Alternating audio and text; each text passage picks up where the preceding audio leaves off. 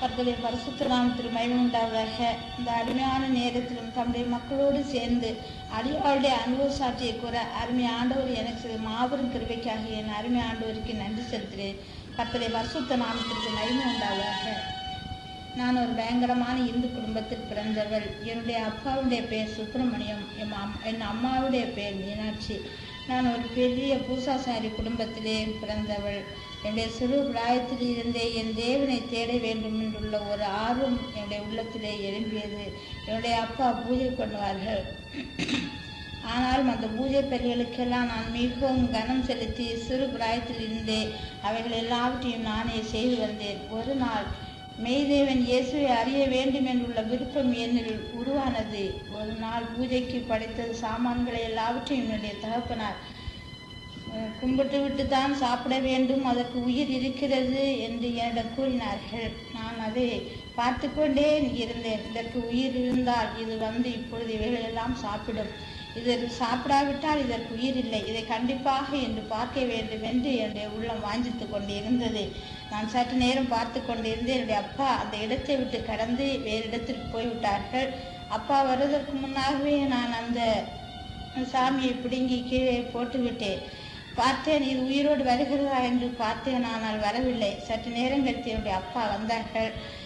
இவைகள் எல்லாவற்றையும் நாம் கும்பிட்டு விட்டு எடுத்து வீட்டுக்கு செல்வோம் என்று என்னிடம் கூறினார்கள். உடனடியாக என்னுடைய அப்பாவுடன் நான் கூறினேன், அப்பா, இந்த சாமிக்கு உயிர் இல்லை, இது படைத்தவர்கள் ஒன்றுமே புசிக்கவில்லை, நான் இன்று முதல் நான் இந்த சாமியை கும்பிட மாட்டேன் என்று என் அப்பாவிடம் கூறிவிட்டேன். என்னுடைய அப்பா கோபப்பட்டார்கள், புராண கதைகளை கூறினார்கள். கடைசியாக அந்த கீழே படுக்கை போட்ட அந்த அவருடைய சாமியையும் கண்டுவிட்டார்கள். பயங்கரமாக கோபம் எழும்பியது. ஆனாலும் கோபத்தை அடக்கிவிட்டு வீடு சென்றார்கள். அந்த இரவில் இருந்து என் அருமை ஆண்டவருக்குள்ளாக நான் ஒரு பெரிய முடிவை எடுத்துக்கொண்டேன். உயிருள்ள தேவன் ஒருவர் உண்டாயிருந்தால் தேவன் எனக்கு பிரசன்னமாக வேண்டும் என்று நான் ஒரு நாள் இரவிலே நான் ஆண்டவரை தேட வேண்டும், ஆண்டவரை பார்க்க வேண்டும் என்று என்னுடைய உள்ளம் துடித்து கொண்டே இருந்தது. ஒரு நாள் இரவிலே விதமாக ஒரு சத்தம் ஒன்று கேட்டது. மகளே, நீ பயப்படாதே, நான் உன்னுடனே இருக்கிறேன், திகையாதே, கலங்காதே, நான் உன் தேவன், நான் உன்னை பலப்படுத்தி உனக்கு சகாயம் பண்ணுவேன், என் நீதியின் வலதுகரத்தினால் உன்னை தாங்குவேன் என்று ஒரு பலத்த சத்தம் உருவானது. இரவு 9 மணிக்கு. அந்த நாட்களே பக்கத்திலே ஒரு கிருபாசனம் வீடு ஒன்று இருந்தது. அந்த கிருபாசனத்திற்கு என்னுடைய பக்கத்துள்ள மாணவிகள் எல்லாம் செல்வார்கள். அப்பொழுது அவர்களோடு சேர்ந்து நானும் செல்ல ஆரம்பித்தேன். அங்கு ஆண்டவரை ஆராதிப்பதற்கோ ஜெபிப்பதற்கோ அந்த சிறு பிராயத்திலே எனக்கு தெரியாது. ஆனாலும் அவர்கள் ஆண்டவரை எப்படி தேடுகிறார்களோ அவ்விதமாக நானும் அவர்களோடு சேர்ந்து ஆண்டவரை தேட ஆரம்பித்தேன். அவ்விதமாக தொடர்ந்து நான் ஆராதனைக்கு போக ஆரம்பித்தேன். வீட்டில் பயங்கரமான குழப்பம் ஏற்பட்டு விட்டது. அப்பொழுது என்னுடைய வயது 13. அந்த நாட்களே வீட்டில் பூஜை பண்ண மறுத்து விட்டேன். இந்து படங்களுக்கு மாலைகள் போட்டு வணங்குவதை மறுத்து விட்டேன். இந்த சம்பவங்கள் எல்லாம் என்னுடைய தாய் தகப்பனுக்கும் மிகவும் கஷ்டமாகவே இருந்தது. அந்த நாட்களிலே இவள் இனி சன்னியாசியாக மாறிவிடுவாள், நம்முடைய குடும்பத்திற்கு கேடு உருவாக்கி விடுவாள் என்று அவர்கள் பல முறையிலும் என்னை பலவிதமாக என்னை வேதனைப்படுத்தினார்கள். எனக்கு ஆகாரம் கொடுக்க மாட்டார்கள். நான் ஆலயத்திற்கு போக வேண்டும் என்று நினைத்தால் எனக்கு ஆகாரம் கொடுக்க மாட்டார்கள். அந்த நாட்களிலே தேவன் என்னுடைய பசியெல்லாவற்றையும் மாற்றி விடுவார், எனக்கு புதிய பலனை கொடுப்பார். அப்பொழுது நான் அவ்விதமாக தொடர்ந்து ஆண்டவரிடம் நான் ஜெபித்து கொண்டே இருந்தேன். ஒரு நாள் அங்குள்ள ஊழியக்கார அக்காவிடம் நான் கூறினேன், அக்கா, இப்படியாக ஒரு நாள் இரவு எனக்கு ஆண்டவர் இப்படி கூறினார், நீ பயப்படாதே, நான் உன்னுடனே இருக்கிறேன், திகையாதே, கலங்காதே, நானும் தேவன், நான் உன்னை பலப்படுத்தி உனக்கு சகாயம் பண்ணுவேன், என் நீதின் வலதுகரத்தினால் உன்னை தாங்குவேன் என்று ஆண்டவர் என்னோடு கூறியிருக்கிறார் என்று என்னுடைய அக்காவிடம் ஒரு நாள் கூறினேன், ஊழியக்கார அக்காவிடம். அன்று பரிசுத்த ஆராதனையிலும் கூட முதல் பிரசங்க வாக்கியம் இதுவாகவே இருந்தது. அப்பொழுது அந்த ஊழியக்கார அக்கா என்னிடம் கூறினார்கள், சரோஜினி, உன்னை ஆண்டவர் அதிகப்படியாக நேசிக்கிறார், நீ ஆண்டவரை தேடி உன்னுடைய குடும்பம் சந்திக்கப்படும் என்று கூறினார்கள். அந்த இடத்திலே நான் முழங்கால் படியிட்டு ஆண்டவரை ஐஸ்வர்யத்தை குறைத்து ஆண்டவருக்குள்ளாக கொண்டு வாரும் என்று அந்த இடத்திலே 2 வார்த்தை சொல்லி மாத்திரம் ஆண்டவரோடு ஜெபித்தேன். ஜெபித்து வீட்டிற்கு மிகவும் குதூகலத்தோடு நான் வீட்டிற்கு வர ஆரம்பித்தேன். வீட்டிற்கு வரவும் வீட்டிலுள்ள எல்லோரும் என்னை எதிர்க்க ஆரம்பித்தார்கள். இப்படி போகிறது சரியல்ல, நீ எங்களுடைய இனத்திற்கும் குலத்திற்கும் அவமானத்தை உருவாக்கி விடுவாய், நீ சீக்கிரமாக வீட்டை விட்டு வெளியேற வேண்டியது வரும் என்று கூறினார்கள் என்னுடைய தகப்பனார். அப்பொழுதெல்லாம் என்னுடைய உள்ளம் அதிகப்படியாக பூரித்தது. எப்படி என்றால், என்னுடைய அருமை ஆண்டவர் என்னுடைய உள்ளத்திலே பிரசன்னமானது நிமித்தமாக, அருமை ஆண்டவர் என்னுடைய உள்ளத்திலே அவருடைய அன்பை ஊற்றுனது நிமித்தமாக இந்த காரியங்கள் எல்லாம் எனக்கு ஒரு தூசி போலாகவே இருந்தது. அந்த நாட்களிலே என்னுடைய வயது 13. உலகத்திலே ஒன்றும் அறியாமல் இருந்து வாழ்ந்து கொண்டிருந்த அந்த காலத்திலே இந்த விதமான சோதனைகளும் போராட்டங்களும் அருமை ஆண்டவரை ஏற்றுக்கொண்டது நிமித்தமாக வர ஆரம்பித்தது. ஆனாலும் கூட எல்லோரும் வேத புஸ்தகம் வைத்திருப்பார்கள் ஆலயத்திலே. எனக்கும் வேத புஸ்தகம் படிக்க வேண்டும், ஆண்டவரோடு உறவாட வேண்டும் என்ற மற்றற்ற மகிழ்ச்சியும் வைராக்கியமும் உருவானது. அப்பொழுது வேத புஸ்தகம் வாங்க வேண்டும், அதற்கு என்ன செய்வது என்றால் ஒரு வழியும் இல்லை. வீட்டில் ஏராளம் பணங்கள் இருக்கிறது, நமக்கு கிடையாது. பொருட்கள் இருக்கிறது, நமக்கு கிடையாது. என்ன செய்வது என்று அறிந்து ஒரு புதிய திட்டம் மனதில் வந்தது. பக்கத்து வீட்டில் உள்ள ஒரு அம்மாவுக்கு வீட்டில் உள்ள ஏராளமான பொருட்களை அள்ளி அவர்களுக்கு கொடுத்தேன். 2.5 ரூபாய் மாத்திரம் எனக்கு கொடுங்கள் என்று கேட்டேன். அவர்கள் கொடுத்தார்கள். அதை கொண்டு ஆலயத்திற்கு சென்று அங்கிருந்து ஒரு பெரிய வேத புஸ்தகத்தை வாங்கி வீடு வந்தேன். என்னுடைய உள்ளத்திலே மற்றற்ற மகிழ்ச்சி ஏற்பட்டது. அருமை ஆண்டுடைய வேத புஸ்தகம் நமக்கு வாங்கிவிட்டேன். இனிவைகளை நன்றாக படிக்க வேண்டும், ஆண்டவரை தேட வேண்டும், ஆண்டவரோடு பேச வேண்டும், ஆண்டவருக்காக ஜீவிக்க வேண்டும் என்றுள்ள ஒரு பெரிய பக்தி வைராக்கியம் உருவானது. எவ்வளவு மகிழ்ச்சியோடு நான் என்னுடைய அருமை ஆண்டுடைய வேத புஸ்தகத்தை கையில் ஏந்தி மற்றற்ற மகிழ்ச்சியோடு வீட்டிற்கு வந்தேனோ, வந்த உடனே என்னுடைய அப்பா கேட்டார்கள், இது என்ன புஸ்தகம் என்று. இது வேத புஸ்தகம், எனக்கு கோயிலில் கொடுத்தார்கள் என்று போய் சொல்லிவிட்டேன். அப்பொழுது உடனடியாக அந்த வேத புஸ்தகத்தை என்னுடைய கருத்திலிருந்து பிடுங்கி ஒரே வீசாக முற்றத்தில் எறிந்தார்கள். என்னுடைய அருமையான வேத புஸ்தகத்துடைய மேல் அட்டை கிழிந்து ஓடினது. ஆனாலும் பரவாயில்லை என்று எடுத்து அதை வீட்டில் உள்ள 10,000 என்று ஒன்று உண்டு, அந்த பழங்கால வீடுகள், அந்த நெல் போடுவதற்காக வைத்திருப்பார்கள். அதற்குள்ளாக நெல்லுக்குள்ளாக புதையை பூத்தி ஒழித்து வைத்து விட்டேன். சமயம் கிடைக்கும் பொழுது, என்னுடைய அப்பா இல்லாமல் இருக்கும் பொழுது அந்த வேத புஸ்தகத்தை திறந்து படிப்பேன். என் அப்பாவை கண்டவுடனே அவ்விதமாக அந்த மறைவிடத்திலே ஒழித்து வைத்து விடுவேன். என்னுடைய அப்பா வீட்டில் இருக்கும் பொழுது பக்கத்தில் உள்ள கம்புக்கிழங்கு தோட்டத்தின் ஊடே சென்று அங்கு தனிமையாக ஜெபிப்பேன். அப்பொழுது அங்கு இருந்தால் ஒருவருக்கும் தெரியாது. இவ்விதமாக ஜெபித்து கொண்டிருக்கும் பொழுது அருமை ஆண்டவர் ஒரு நாள் கூறினார், உன்னுடைய குடும்பத்தை சந்திப்பேன், உன்னுடைய குடும்பத்தில் அனைவரும் வெற்றிப்பேன் என்று ஆண்டவர் வாக்குத்தத்தம் பண்ணினார். அந்த 13வது வயதிலும் நான் ஆண்டவருக்குள் ஒரு பொருத்தலை பண்ணிவிட்டேன். ஆண்டவரே, நான் உன்னுடைய பிள்ளையாக ஜீவிப்பேன், நகைகள் ஒன்றும் போட மாட்டேன், இந்த உலகத்திலே என்னுடைய மூச்சு பிரிகிறது வரையிலும் நான் உன்னுடைய பிள்ளையாக ஜீவிப்பேன், ஞான ஸ்நானம் பெறுவேன், நகைகளை எல்லாம் கலட்டி விடுவேன் என்று அந்த சிறு பிராயத்திலே ஒரு பொருத்தலை பண்ணினேன். அந்த நாட்களிலே ஆண்டவரை பற்றியோ அதிகப்படியான அறிவு கிடையாது. ஆனாலும் ஆத்தும் நேசருடைய அன்பு என்னுடைய உள்ளத்தில் பாய்ந்த நிமித்தமாக அந்த உறுதியுள்ள மனநிலை தேவன் எனக்கு அந்த நாட்டிலே கட்டளையிட்டார். கர்த்தருடைய பரிசுத்த நாமத்துக்கு மகிமை உண்டாவதாக. படிப்படியாக நாட்களும் காலங்களும் கடந்து சென்று கொண்டே இருந்தது. நான் SSLC படிக்கும் பொழுது நான் பரீட்சையிலே தோல்வியடைந்து விட்டேன். அப்பொழுது ஒரு பாடம் தோல்வியடைந்து விட்டது. அப்பொழுது என்னுடைய அப்பா சொல்வார்கள், நீ வேத புஸ்தகத்தை படித்து உன்னுடைய வாழ்க்கை முடிந்தது, படிப்பு முடிந்தது, எல்லாம் போச்சு என்று சொன்னார்கள். அப்பொழுது நான் சொன்னேன், என் அருமை ஆண்டவருக்காக என்னுடைய படிப்பு தோல்வியடையவில்லை, கர்த்தர் நேசிக்கிறார் என்று பல விதமான காரியங்களை என் அப்பாவுடன் நான் கூறி சமாளித்து விட்டேன். கர்த்தருடைய பரிசுத்த நாமத்திற்கு மகிமை உண்டாவதாக. அந்த நாட்களிலே என்னுடைய அந்த கிருபாசனத்தில் அனைவரும் ஞானஸ்நான கூட்டம் வைத்து ஞானஸ்நானம் எடுப்பதற்காக ஒரு கூட்டம் மக்களை ஆயத்தப்படுத்திக் கொண்டிருக்கிறார்கள். அப்பொழுது எனக்கும் ஞானஸ்நானம் எடுக்க வேண்டும் என்றுள்ள ஒரு பெரிய வாஞ்சை உருவானது. அப்பொழுது என்னுடைய அப்பா சொன்னார்கள், நீ ஞானஸ்நானம் எடுத்தால் இந்த வீட்டில் ஏறக்கூடாது என்று பலவிதமாக பயமுறுத்தி விட்டார்கள். அந்த நாட்களிலே எனக்கு கொஞ்சம் மனதிலே கொஞ்சம் அச்சமும் ஏற்பட்டு விட்டது, இவர்கள் இப்படி செய்து விடுவார்களோ என்று. ஆனால் கடைசியாக ஒரு வருடத்திற்குள்ளாக என்னுடைய அம்மாவும் ஆண்டவருக்குள்ளாக வந்தார்கள். பிரியமானவர்களே, இந்நிலையில் எனக்கு வீட்டில் இருப்பதனால் பலவிதமான போராட்டம் எழும்புகிறது. காரணம், என்னுடைய அம்மா ஆண்டவரை ஏற்றுக்கொண்டதனால் போராட்டம் இன்னும் அதிகரிக்கிறது. இந்நிலையில் எல்லோரும் பேசுகிறார்கள், இவளை சீக்கிரம் திருமணம் பண்ணி கொடுக்க வேண்டும் என நினைத்து ஏற்பாடு பண்ணுகிறார்கள். காரணம், இவள் வீட்டில் இருந்தால் எல்லோரையும் கிறிஸ்தவர்களாக மாற்றி விடுவாள். ஆகிய இவளை சீக்கிரம் திருமணம் முடித்து கொடுப்போம் என ஆலோசனை நடக்கிறது. இதை அறிந்து என் மனம் வேதனைப்படுகிறது. அந்த நாட்களில் திருமணம் என்றால் என்ன, திருமணம் என்றால் என்ன என்று கூட எனக்கு தெரியாது. ஒரு பேரையாக நான் இருந்தேன். என் அம்மா என்னை பேரை என்றே சொல்வார்கள். பேரை என்றால் ஒன்றும் தெரியாது என அர்த்தம். இந்நிலையில் நான் சிந்தித்தேன், நாம் எப்படியாவது ஒரு வேலை பார்க்க வேண்டும், அப்பொழுது நம்மை திருமணம் முடித்து கொடுக்க மாட்டார்கள் என நினைத்து தேவ பிள்ளைகளின் ஆலோசனை மறந்து நான் சென்னைக்கு நர்ஸ் வேலைக்கு கடந்து சென்றேன். பின்னர் சென்னையில் பரீட்சை வைத்தார்கள். 170 மார்க் வாங்கினேன். பின்னர் கூறினார்கள், குமரி ஜில்லாவில் உள்ளவர்களை 3 மாதம் கழித்து எடுக்கிறேன் என்று கூறினார்கள். நான் வேதனையோடு ஊர் திரும்பி வந்தேன். இதற்கிடையில் என் வாழ்க்கையில் பலவிதமான போராட்டங்கள் ஏற்பட்டது. போராட்டத்தை ஜெயிக்க எனக்கு பலனும் ஞானமும் இல்லை. எப்படி சென்னையில் இருந்து வீடு வந்து சேர்ந்தேன். அன்று இரவு என் அப்பா அம்மா இவளை திருமணம் முடித்து கொடுக்க வேண்டும் என மீண்டும் பேச தொடங்கி விட்டார்கள். அன்று இரவு தேவன் எனக்கு ஒரு தரிசனம் காட்டினார். கர்த்தராகிய இயேசு கிறிஸ்து என்னுடைய வீட்டிலே வந்து நாற்காலியிலே உட்கார்ந்து கொண்டிருக்கிறார். முன்னால் மேஜை இருக்கிறது. நான் சில ஆகார பொருட்களை இயேசு அப்பா முன்னிலையில் தட்டில் வைத்து கொடுக்கிறேன். ஆனால் இந்நிலையில் இயேசு அப்பா மிகுந்த துக்கத்தோடு ஆகாரத்தையும் புசிக்காமல் மிகுந்த துக்கத்தோடு இருக்கிறதாக நான் ஒரு தரிசனம் பார்த்தேன். திடீரென முழித்து விட்டேன். ஆத்மா மிகுந்த வேதனை அடைந்தது.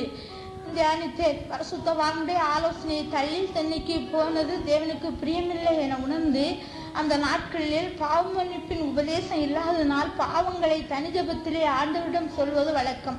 அப்படியே இயேசு அப்பாவிடம் கூறினேன். ஆனாலும் சமாதானம் இல்லை. என்னை நானே திருப்திப்படுத்தி கொண்டேன். இப்படியாக தேவன் படிக்கிற வாசலை அடைத்தார். வேலை பார்க்க நினைத்தேன், அதையும் தடுத்தார்.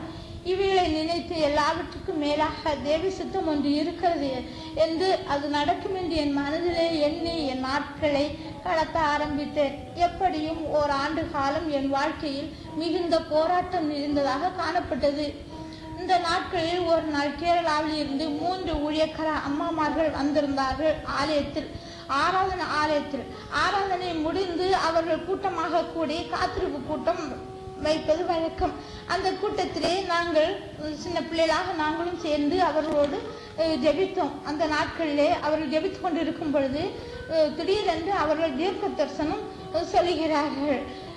என் மகளே சரோஜினி, நீ என்னுடைய கட்டளைக்கு கீழ்ப்படிந்து ஞான ஸ்நானம் எடுக்க வேண்டும், இல்லாவிட்டால் உன் அழகை கருகி போக பண்ணுவேன் என பயங்கரமாக வந்தது. நான் நினைத்தேன், நம்முடைய பெயர் இவர்களுக்கு எப்படி தெரியும், வேறு யாராவது இந்த பெயரை உடையவர்கள் இருப்பார்களாக இருக்கும் என எண்ணினேன். கடைசியில் கூட்டம் முடிந்து சரோஜினி என்ற பெயர் உடையது யார் என்று கேட்டார்கள். வேறு ஒருவரும் இல்லை. நான் பேசாமல் இருந்தேன். எனக்கு பயமும் நடுக்கும் உருவாகியது. சில மாதங்கள் கழித்து என்னுடைய அம்மா குளித்தரை ஆற்று ஞான ஸ்நானம் பெற்றார்கள். அப்பொழுது என்னிடம் ஞான ஸ்நானம் எடுக்கும்படி சொன்னார்கள். ஆனால் எனக்கு மனம் இல்லை. காரணம், அந்த நாட்களிலே மீண்டும் கொஞ்சம் உலக ஆடம்பரம் வந்துவிட்டது. காரணம், உடன் மாணவிகள் எப்படி ஆடம்பரம் பண்ணுகிறார்களோ அவ்விதமாக ஆடம்பரம் பண்ண வேண்டும் என என் மனம் இடம் கொடுத்து விட்டது. கடைசியாக எப்படியும் எங்கள் குடும்பத்தில் என்னுடைய அம்மா கர்த்தருக்குள் முதலாவது ஞான ஸ்நானம் பெற்று பரிசுத்த ஆவியை பெற்று கர்த்தருக்குள் சந்தோஷமாக இருந்தார்கள். பிறகு அம்மா சொன்னார்கள், நீ இப்பொழுது ஞான ஸ்நானம் எடுக்காவிட்டால் பின்னால் அனுபவிப்பாய் என்று கூறினார்கள். அப்பொழுது மறுத்துவிட்டேன். என்னுடைய பள்ளி படிப்பு முடிந்தது. பின் அருமையான என்னுடைய பிள்ளைகளே, என்னுடைய 18வது வயதிலே என்னுடைய தாய் தகப்பன்மார் என்னை மகிழ்ச்சிபுரம் ஊரை சார்ந்த ஒரு அருமையான ஒரு துணைவருக்கு என்னை கல்யாணம் பண்ணி கொடுத்தார்கள். கடைசியாக 7 நாட்களுக்குள்ளாக என்னுடைய கல்யாணமும் மிகவும் ஆசீர்வாதமாக நடந்தது. என்னுடைய துணைவர் ஒரு கம்யூனிஸ்ட் கட்சியை சேர்ந்தவராக இருந்திருக்கிறார். அவர் ஏற்கனவே சிஎஸ்ஐ பரம்பரை சிஎஸ்ஐ குடும்பத்தை சார்ந்தவர்கள் மிகவும் பக்தி உடையவர்கள். என்னுடைய மாமாவும் ஒரு டீக்கனார் வேலையும் பார்த்தார்கள். ஆனால் இவர்கள் மிகுந்த பக்தி உடையவர்கள். பாம்பே சென்ற நிமித்தமாக பல நண்பர்களோடு சேர்ந்து கம்யூனிஸ்ட் கட்சியிலே ஆண்டவர் ஒருவர் இல்லை என்று ஒரு பிரச்சாரம் பண்ணுகிற ஒரு தலைவராகவே மாறி இருக்கிறார். அந்த விஷயம் எங்களுக்கு தெரியாது. ஆனாலும் நான் ஒரு அரைகுறை கிறிஸ்தவள், என்னுடைய அப்பா ஹிந்து, நான் ஒரு அரைகுறை கிறிஸ்தவளாக இருக்கிறேன். கடைசியாக எங்களுடைய திருமணம் ரெஜிஸ்டர்லே முடிந்தது. குறிப்பாக கூறப்போனால் எங்களுடைய திருமணம் ஆண்டவர் அது ஆசீர்வாதம் இல்லாத நிலையில் தான் இருந்திருக்கும் என உணர முடியும். எப்படியும் சுமார் 7 நாட்களுக்குள்ளாக நாங்கள் மீண்டும் பாம்பே சென்றோம். அங்கு சென்று நாங்கள் எங்களுடைய அருமையான துணைவர் எங்களுக்காக ஒரு வீடு பார்த்து வைத்திருந்தார். அந்த வீட்டுக்குள்ளாக முதல் முறையாக பிரவேசிக்கும் போது அங்கு ஒரு படம் ஒன்று தொங்குகிறது. சுத்தியலும் அருவாளும் காட்டு மடை, என்னுடைய பேர், துணையுடைய பேர் எல்லாம் போடப்பட்டிருக்கிறது. அதை நான் பார்த்தேன். பார்க்கும் பொழுது எனக்கு மிகவும் ஆச்சரியமாக இருந்தது. இப்படி கிறிஸ்தவர்கள், பரம்பரை கிறிஸ்தவர்கள், சுத்தியலு அருவாள் சின்னம் எல்லாம் இருக்கிறது, என்ன விஷயம் ஒன்று தெரியவில்லை என்று என்னுடைய உள்ளத்தில் அதை பார்த்த உடனே ஒரு கலக்கம் ஒன்று உருவானது. ஆனாலும் உள்ளாக அடக்கி வைத்து கொண்டு என் அருமை ஆண்டவரை நோக்கி அன்றையிலிருந்து நான் ஜெபிக்க ஆரம்பித்தேன். எப்படியும் நான் தொடர்ந்து ஜெபித்து கொண்டிருந்தேன். ஒரு நாள் கட்சியில் உள்ள எல்லோரும் வீட்டிற்கு வந்து விட்டார்கள். எதற்கென்றால் இவர்களுக்கு வாழ்த்துதல் கூறுவதற்காக. அன்று ஒரு மகிமையான ஒரு கூட்டம் நடந்தது. ஆனால் அந்த கூட்டத்தை பார்க்கும் பொழுது நான் ஆரம்பத்திலே ரட்சிக்கப்பட்டவளாக இருந்த நிமித்தம் அது எனக்கு ஒரு பிடிக்காத முறையிலே இருந்தது. கடைசியாக உணர்ந்து கொண்டேன், இவர்கள் ஒரு கட்சியை சார்ந்திருக்கிறார்கள். பரம்பரை கிறிஸ்தவர்களாக இருந்துவிட்டு ஆண்டவரை மறுதளித்து விட்டு இப்பொழுது ஒரு கட்சியிலே சேர்ந்திருக்கிறார்கள். பரவாயில்லை, நாம் ஜெபிப்போம், கர்த்தர் மாற்றுவார் என்று ஆண்டவரிடம் ஒரு முடிவு பண்ணினேன். ஊரிலிருந்து எனக்கு ஆரம்பத்திலே ஆண்டவரை பற்றி கூறின ஆவிக்குரிய தாப்பன் பாஸ்டர் ஐயா அவர்கள் எனக்கு அடிக்கடி கடிதம் போடுவார்கள். வேத வசனத்தை பற்றியும் வேதத்துடைய ரகசியங்களை பற்றியும் ஆண்டோடைய பிள்ளையாக ஜீவிக்க வேண்டும் என்று பல அறிவுரைகளை எனக்கு அடிக்கடி கடிதம் மூலமாக எனக்கு எழுதுவார்கள். ஆனால் அதை நான் படித்து என்னுடைய ஆத்மா மிகவும் மகிழும். ஆனால் அவர்களோ அந்த கடிதத்தை படிக்கவோ அதனுடைய காரியங்களை ஒன்றும் படிக்கிறது ஒன்றும் கிடையாது. ஆனால் அவர்கள் வேலைக்கு செல்வார்கள், அடுத்து அவருடைய கட்சிக்கு செல்வார்கள், இரவு வருவார்கள். அவ்விதமாக காலங்களும் நாட்களும் கடந்து போய்கொண்டே இருந்தது. நான் தொடர்ந்து ஆண்டவருடன் ஜெபிக்க ஆரம்பித்தேன். ஒரு நாள் கேட்டேன், நான் எங்கேயாவது ஆலயத்துக்கு போக வேண்டும் என்று. அப்பொழுது என்னுடைய வீட்டையா சொன்னார்கள், இங்கு ஆலயத்திற்கு ஒன்றும் போக முடியாது, இங்கு ஒரு இடமும் கிடையாது என்றெல்லாம் சற்று கோபமாக சொல்லிவிட்டார்கள். அதுவும் எனக்கு மிகவும் கஷ்டத்தை கொடுத்தது. எப்படியாலும் என்னுடைய பிடிவாதத்தின் நிமித்தமாக ஒரு சிஎஸ்சி ஆலயத்திற்கு என்னை அழைத்து சென்றார்கள். அங்கு போனால் அங்கு உலகத்தில் இல்லாத ஆடம்பரங்கள் எல்லாம் அங்கு இருக்கிறது. அப்பொழுது நினைத்தேன், இவர்கள் ஆண்டவரை ஆராதிக்கிறவர்கள் ஷூ கலத்தாமல் ஆராதிக்கிறார்கள். அவள் எவ்வளவு ஆடம்பரம் பண்ண வேண்டுமோ அவ்வளவு ஆடம்பரத்தோடு ஆண்டவரை ஆராதிக்கிறார்கள். இந்த கூட்டமும் சரியில்லை என்று சில நாட்கள் வந்தோம். அடுத்து அதையும் நிறுத்திவிட்டோம். கடைசியாக நாங்கள் வீட்டிலிருந்து ஜெபிக்க ஆரம்பித்தேன். ஒரு நாள் இரவு எனக்கு ஒரு பயங்கரமான நிலை உருவாகி இருக்கிறது. அது எனக்கு எப்படி வந்தது என்று எனக்கு தெரியாது. என்னுடைய துணைவருக்கு அதனுடைய பொருட்கள் எல்லாம் கதைகள் எல்லாம் தெரியும். அந்த இதிலிருந்து அவர்கள் மெய் தேவனை ஆராதிக்க அவர்கள் மனதில் ஒரு இடம் கொடுத்திருக்கிறார்கள். காரணம், அன்று இரவு அவர்கள் வேலைக்கு போயிட்டு வந்து அவர்களுக்கு நான் ஆகாரம் கொடுத்திருக்கிறேன். அடுத்து என்ன நடந்ததோ என்று அவர்களுக்குத்தான் தெரியும். பின்னர் கேட்டு அவரிடம் கேட்கும் பொழுது எனக்கு என்ன பலவீனம் வந்தது என்று என்னுடைய வீட்டையாவிடம் நான் விசாரிக்கும் பொழுது அவர்கள் கூறினார்கள், நீ மூச்சையிழந்து பிணமாக ஆகிவிட்டால்.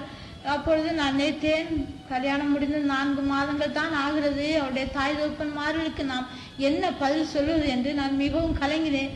நான் ஆண்டவரை தேடினேன், இனி ஒருபோதும் நான் கட்சிக்கு போக மாட்டேன் என்று அவர்கள் ஒரு பெரிய முடிவு எடுத்துக்கொண்டார்கள்.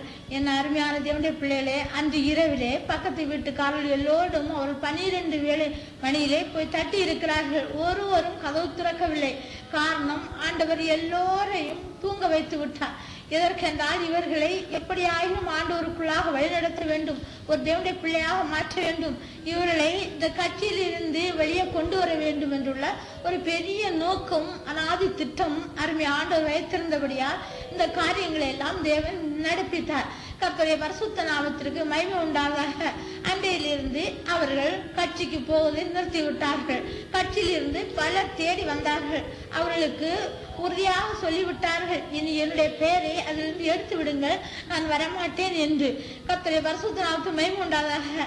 அருமையான தேவனுடைய பிள்ளைகளே, அடுத்து நாங்கள் தொடர்ந்து ஜெபிக்க ஆரம்பித்தோம். அவருடன் ஜெபிப்பார்கள். கடைசியாக நாங்கள் சில மாதங்கள் கழித்து நாங்கள் ஊருக்கு வந்தோம். ஊருக்கு வந்த பொழுது ஆரம்ப நாட்களிலே நான் ஆண்டவருக்கு முழுமையாக உலக ஆடம்பரத்துக்குள்ளாக வாழ மாட்டேன், உம்முடைய பிள்ளையாக ஜீவிப்பேன் என்று நான் என்னுடைய 13வது வயதிலே பொருத்தனை பண்ணியிருந்தேன். ஆனால் என்னுடைய திருமணங்கள் எல்லாம் உலக ஆடம்பரத்திற்குள்ளாகவும் இதுக்குள்ளாக நடந்தது. அது ஆண்டவருக்கு பிரியமில்லாத நிலையில நடந்தது. ஆனால் 1.5 ஆண்டு காலம் ஆண்டவரை எங்களை விதமாக உலக ஆடம்பரத்துக்குள்ளாக ஜீவிப்பதற்கு அனுமதி கொடுத்திருந்தார். அடுத்து ஆண்டவர் என்னை சிற்றிக்க ஆரம்பித்தார். தகப்பன் தன் நேசிக்கிற பிள்ளைகளை சிற்றிக்கிறார் என்றபடி அருமை ஆண்டவர் என் பேரில் அதிகப்படியாக நேசம் வைத்திருந்தபடியால் எனக்கு பயங்கரமான ஒரு சோதனை ஏற்பட்டது. எப்படி என்றால், வீட்டினுடைய ஒரு சுவர் திடீரென்று விழுந்தது. அப்பொழுது பயங்கரம் அதிலிருந்து நான் தப்பித்துக் கொண்டேன். சுமார் 4 சுவர்கள் விழுந்தது. அந்த 4 சுவரில் ஒரு சுவர் என்னுடைய உடம்பில் பட்டு நான் கீழே விழுந்து மூர்ச்சி அடைந்து விட்டேன். பயங்கரமான காயம் ஏற்பட்டு விட்டது. சுமார் 9 மாதங்கள் அந்த காயம் என்னுடைய சரீரத்தில் இருந்தது. 4 மாதங்கள் படுக்கையில் இருந்தேன். அந்த சுவர் விழுந்த அன்று சுமார் 5-6 மணிக்கூர் எனக்கு மூர்ச்சை இழந்த நிலையிலே, ஞாபகம் ஒன்றும் தெரியாத நிலையிலே காணப்பட்டது. அப்படி இருக்கும் பொழுது என்னுடைய மயக்க நிலை மாறி நான் பார்க்கும் பொழுது என்னுடைய ஒரு காலில் முற்றுக்கு கீழாக பயங்கரமான வீக்கம். பனை மூடு எவ்வளவு பருமனாக இருக்குமோ அப்படி இருக்கிறது. என்னுடைய மாமா ஒரு வைத்தியர். முந்தின நாளே அவர் எங்களுடைய வீட்டுக்கு வந்திருக்கிறார். அருமை ஆண்டவர் என்னை எப்படி நேசிக்கிறார் என்றால், அவர் அடித்து காயங்கட்டுகிறவர். எப்படி என்றால், அந்த ஊரிலே அந்த கிராமத்திலே வைத்தியர்களோ ஆஸ்பத்திரியோ ஒன்றும் கிடையாது. என்னுடைய மாமா ஒரு வைத்தியர். அது முந்தின நாள் என்னுடைய வீட்டுக்கு வந்திருந்தார். அந்த இரவு தான் எனக்கு காலில் இந்த சுவர் இடிந்து விழுந்தது. என்னுடைய மாமா என்னுடைய காலை தடவி கொண்டே இருக்கிறார்கள். வீடு நிரம்ப ஆட்கள் அழுது கொண்டே இருக்கிறார்கள்.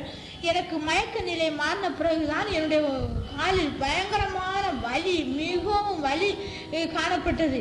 அப்பொழுது நான் நினைத்து என்னுடைய கால் முறிந்து விட்டதோ என்று நான் என் மனதிலே நினைத்தேன். ஆனால் கால் முறியவில்லை. சுமார் இரவு பூராவும் பயங்கரமான வேதனை.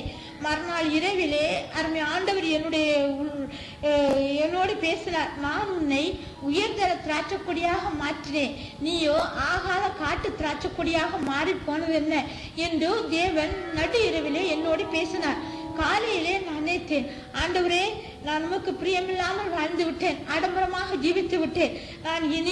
நாங்கள் குடும்பமாக நகைகள் எல்லாவற்றையும் கழற்றி நாங்கள் குடும்பமாக ஞானஸ்நானம் பெற்று நாங்கள் உம்முடைய பிள்ளையாக ஜீவிப்போம் என்று அந்த படுக்கையில் இருந்து கொண்டே ஒரு பெரிய பொருத்தனை ஆண்டவருக்கு பண்ணினேன்.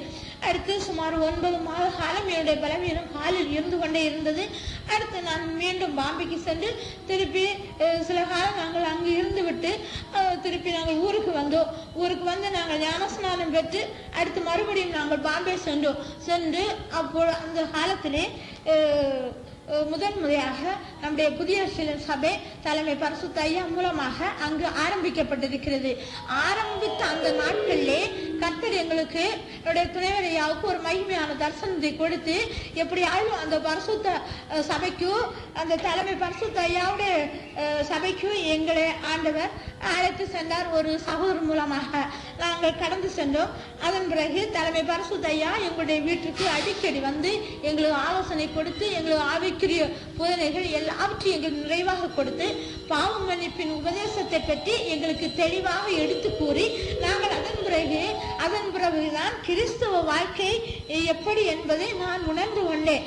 ஆரம்ப நாட்களில் நான் கிறிஸ்தவளாக இருந்தாலும், ரட்சிக்கப்பட்டாலும், பாவம் செய்யக்கூடாது, பரிசுத்தமாக ஜீவிக்க வேண்டும் என்று அந்த நாட்களில் உள்ள பாஸ்டர்கள் எனக்கு சொல்லிக் கொடுக்கவில்லை. இந்த நாட்களிலே பாவ மன்னிப்பின் உபதேசத்து நிமித்தம் பரிசுத்த ஐயா எங்களுக்கு அந்த உபதேசத்தை விளக்கமாக எங்களுக்கு கூறி ஆரம்ப நாட்களில் இருந்து எங்களுடைய வாழ்க்கையிலே நடந்த எல்லா தப்புகளையும் சினிமா பார்க்கிறது போன்று எங்களுக்கு தேவன் ஒவ்வொன்றாக காட்டி கொடுத்து அவைகளை எல்லாவற்றையும் நாங்கள் ஆண்டவரிடம் அறிக்கை செய்து விடுதலை பெற்று அதன் பிறகு ஒரு புதிய மகிழ்ச்சியும் புதிய சந்தோஷமும் ஆவிக்கிற நிலையிலே உருவானது.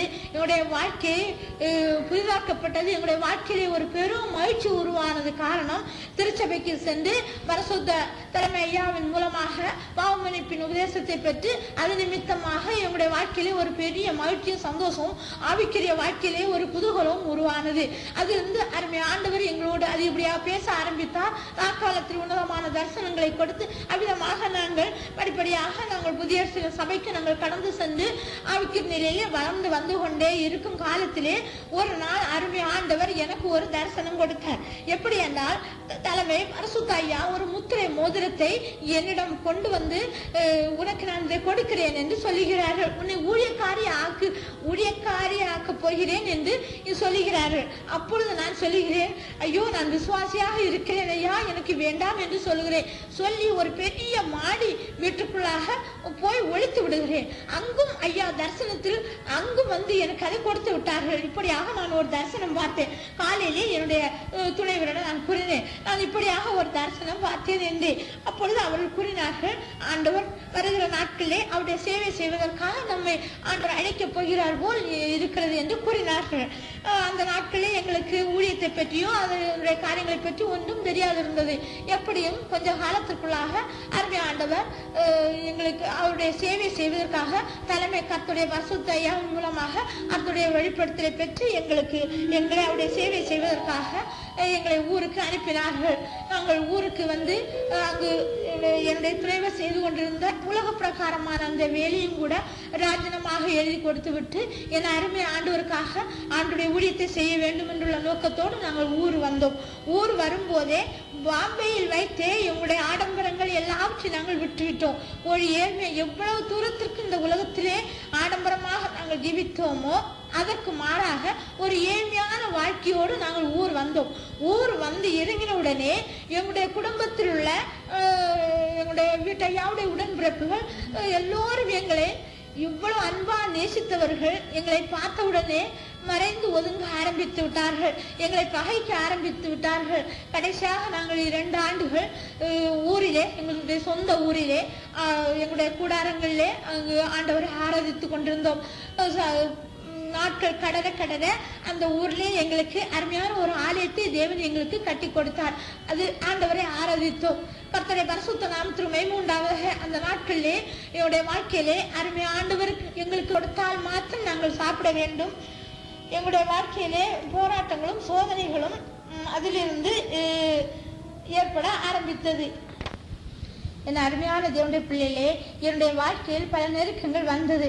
பிறர் மூலமாக அந்த வேளையில் நான் ஆகாரத்தை மறந்து கண்ணீரோடு ஜெபிப்பேன். எல்லோரும் தூங்கின பிறகு துக்கத்தின் மிகுதியினால் என் கண்களுக்கு நித்திரை வராத நிலை உண்டாகும். இந்நிலையில் என் மூத்த பையனுக்கு சுமார் 4வது வயது, 2வது பையனுக்கு 2வது வயது. இரு செல்வங்களையும் 2 பக்கமும் படுக்க வைத்து நான் மத்தியில் படுத்திருப்பேன். இரவு வந்துவிட்டால் பகலில் நடந்த காரியங்களை எண்ணி எண்ணி ஏசோப்பாவிடம் என்னுடைய பாரங்களை சொல்வது உண்டு. அப்படிப்பட்ட இரவு வேளையில் தேவன் எனக்கு கொடுத்த வசனம் ஏசாயா 48:10, இதோ உன்னை புடமிட்டேன், ஆனாலும் வெள்ளியை போலல்ல, உபத்திரவத்தின் குகையிலே உன்னை தெரிந்து கொண்டேன் என்ற வசனத்தை கொண்டு தேவன் அன்று இரவு தேற்றினார். இப்படியாக ஒவ்வொரு நாளும் கடந்து கொண்டே போகிறது. குடும்பத்தில் என்னை நேசித்தவர்கள் சிலர் என்னை பகைக்க ஆரம்பித்தார்கள். எனக்கு அந்த நேரத்தில் என் உள்ளம் மிகுந்த துக்கத்தால் நிறையும். இந்நிலையில் குடும்பத்தில் உள்ளவர்களுக்கு பயந்து செய்ய வேண்டிய வேலைகளை முடித்தவரையில் செய்வேன். இப்படி இருக்கும் நாட்களில் 3வது ஒரு பெண் குழந்தை பிறந்தது. குழந்தை பிறந்து இவள்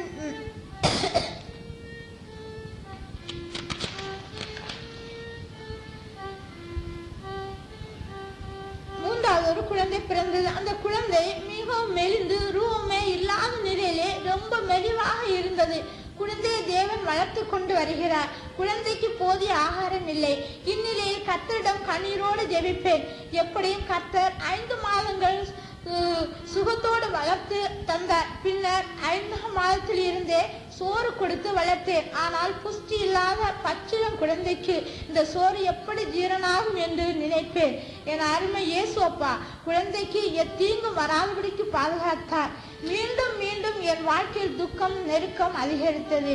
நான் சிறு பிள்ளையில் இருந்து எனது திருமண நாள் வரையிலும் நான் துன்பம் துக்கம் நெருக்கம் ஒன்றும் அறியாதபடி செல்லமாக வளர்ந்ததினால் இப்பொழுது குடும்பத்தின் மூலம் வருகிற நெருக்கங்கள் துக்கங்கள் மற்றவருடைய அன்பு தாட்சிகள் எல்லாம் என்னை வேதனைப்படுத்த ஆரம்பித்தது. எனினும் பலமுறை என்னை தேற்றிக்கொண்டே நாட்களை கடத்தினேன். குறிப்பாக என் வேதனை என் இயேசு அப்பாவிடம் மாத்திரம் ராக்காலத்தில் சொல்லி தானாகவே அழுது கொண்டே படுத்திருப்பேன். மற்றபடி என் வீட்டை யாவிடும் என் வருத்தங்களை கூற முடியாத சூழ்நிலை. இந்நிலையில் எனக்கு படிப்படியாக என்னையே வெறுக்க ஆரம்பித்தேன். பல நாட்கள் சாப்பிடாமல் சாப்பாட்டை மறந்தேன். நம்முடைய வாழ்க்கை இது என்ன வாழ்க்கை என்று நினைத்து கலங்கினேன். இப்படிப்பட்ட நாட்கள் என் அருமையான தேவனுடைய பிள்ளைகளே, எனக்கு ஆறுதலான வசனங்களையும் தேவன் கொடுத்து என்னை தேற்றினார். ஒரு நாள் இரவு தேவன் பேசின வசனம் எரேமியா 15:20. உன்னை இந்த ஜனத்துக்கு எதிரே அரணான வெண்கல அலங்கமாக்குவேன். அவர்கள் உனக்கு விரோதமாக யுத்தம் பண்ணுவார்கள், ஆனால் உன்னை மேற்கொள்ள மாட்டார்கள். உன்னை ரட்சிப்பதற்காகவும் உன்னை தப்புவிப்பதற்காகவும் நான் உன்னுடனே இருக்கிறேன் என்று கர்த்தர் சொல்லுகிறார் என்ற வசனத்தை கொண்டு என் அருமை ஆண்டவர் தேற்றினார். கர்த்தருடைய பரிசுத்த நாமத்தில் மகிமை உண்டாவதாக. இன்னும் நாட்கள் கடந்தன. தினமும் ஒவ்வொரு நாட்களும் இன்பத்திற்கு பதிலாக துன்பத்தையே அனுபவித்துக் கொண்டே இருந்தேன். குடும்பத்தில் ஒரு சகோதரர் மாத்திரம் எனக்கு ஆதரவாக இருந்தார். துன்ப நேரத்திலும் துக்க நேரத்திலும் ஆகாரம் புசியாமல் இருக்கும் வேளையிலும் என்னிடம் வந்து ஏன் இப்படி இருக்கிறீர்கள், கவலைப்படக்கூடாது, சாப்பிடுங்கள் என்றெல்லாம் ஆறுதல் படுத்துவார்கள். ஆனாலும் என் உள்ளம் ஆறுதல் அடையவில்லை. குடும்பத்தில் அநேகர் என்னிடம் பேச மாட்டார்கள், என்னை வெறுத்தார்கள். பல குற்றச்சாட்டுகளும் வந்தது. என் உள்ளத்தில் தாங்க முடியாத வருத்தம் ஏற்பட்டது.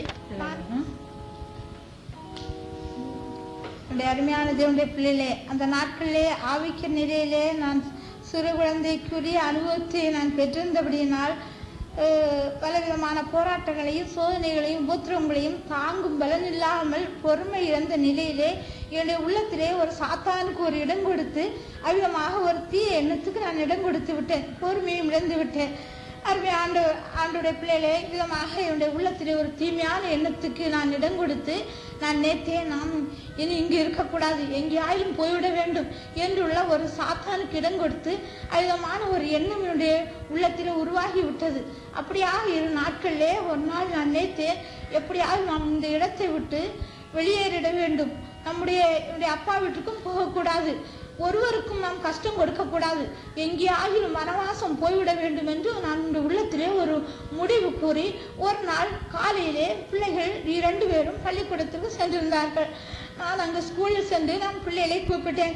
அப்பொழுது சார் என்னிடம் கேட்டார்கள், ஏன் பிள்ளைகளை கூப்பிடுகிறீர்கள் என்று. நான் கூறினேன், பக்கத்தில் ஒரு ஊருக்கு போக வேண்டும் என்று நான் அவர்கிட்ட சொல்லிவிட்டு நான் பிள்ளைகளை அழைத்து அவ்விதமாக என்னுடைய சிறு குழந்தை தோளில் போட்டுவிட்டு அவ்விதமாக நாங்கள் 3 பிள்ளைகளும் நானுமாக ஒருவருக்கும் வீட்டிலிருந்து வெளியே போய் ஒருவருக்கும் தெரியாதபடிக்கும் நான் போய்கொண்டே இருக்கிறேன். அப்பொழுது என்னுடைய மூத்த பையன் என்னிடம் கேட்பான், அம்மா எங்கே போகிறீர்கள் என்று.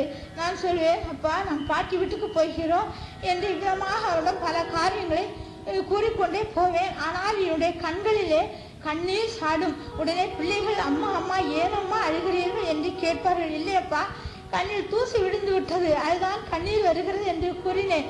சற்று தூரம் மயக்காற்று வரும்பொழுது என்னை நேசிக்க என்னுடைய ஒருவர் வயல் தூரத்தில் உழுது கொண்டு நின்றார்கள்.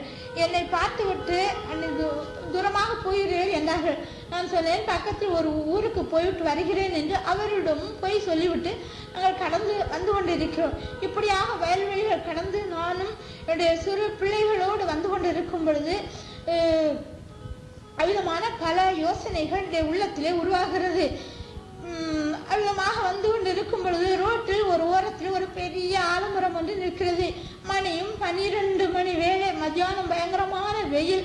அந்த நேரத்திலே பிள்ளைகளுக்கு பயங்கரமான பசியும் தாகவும் வருகிறது.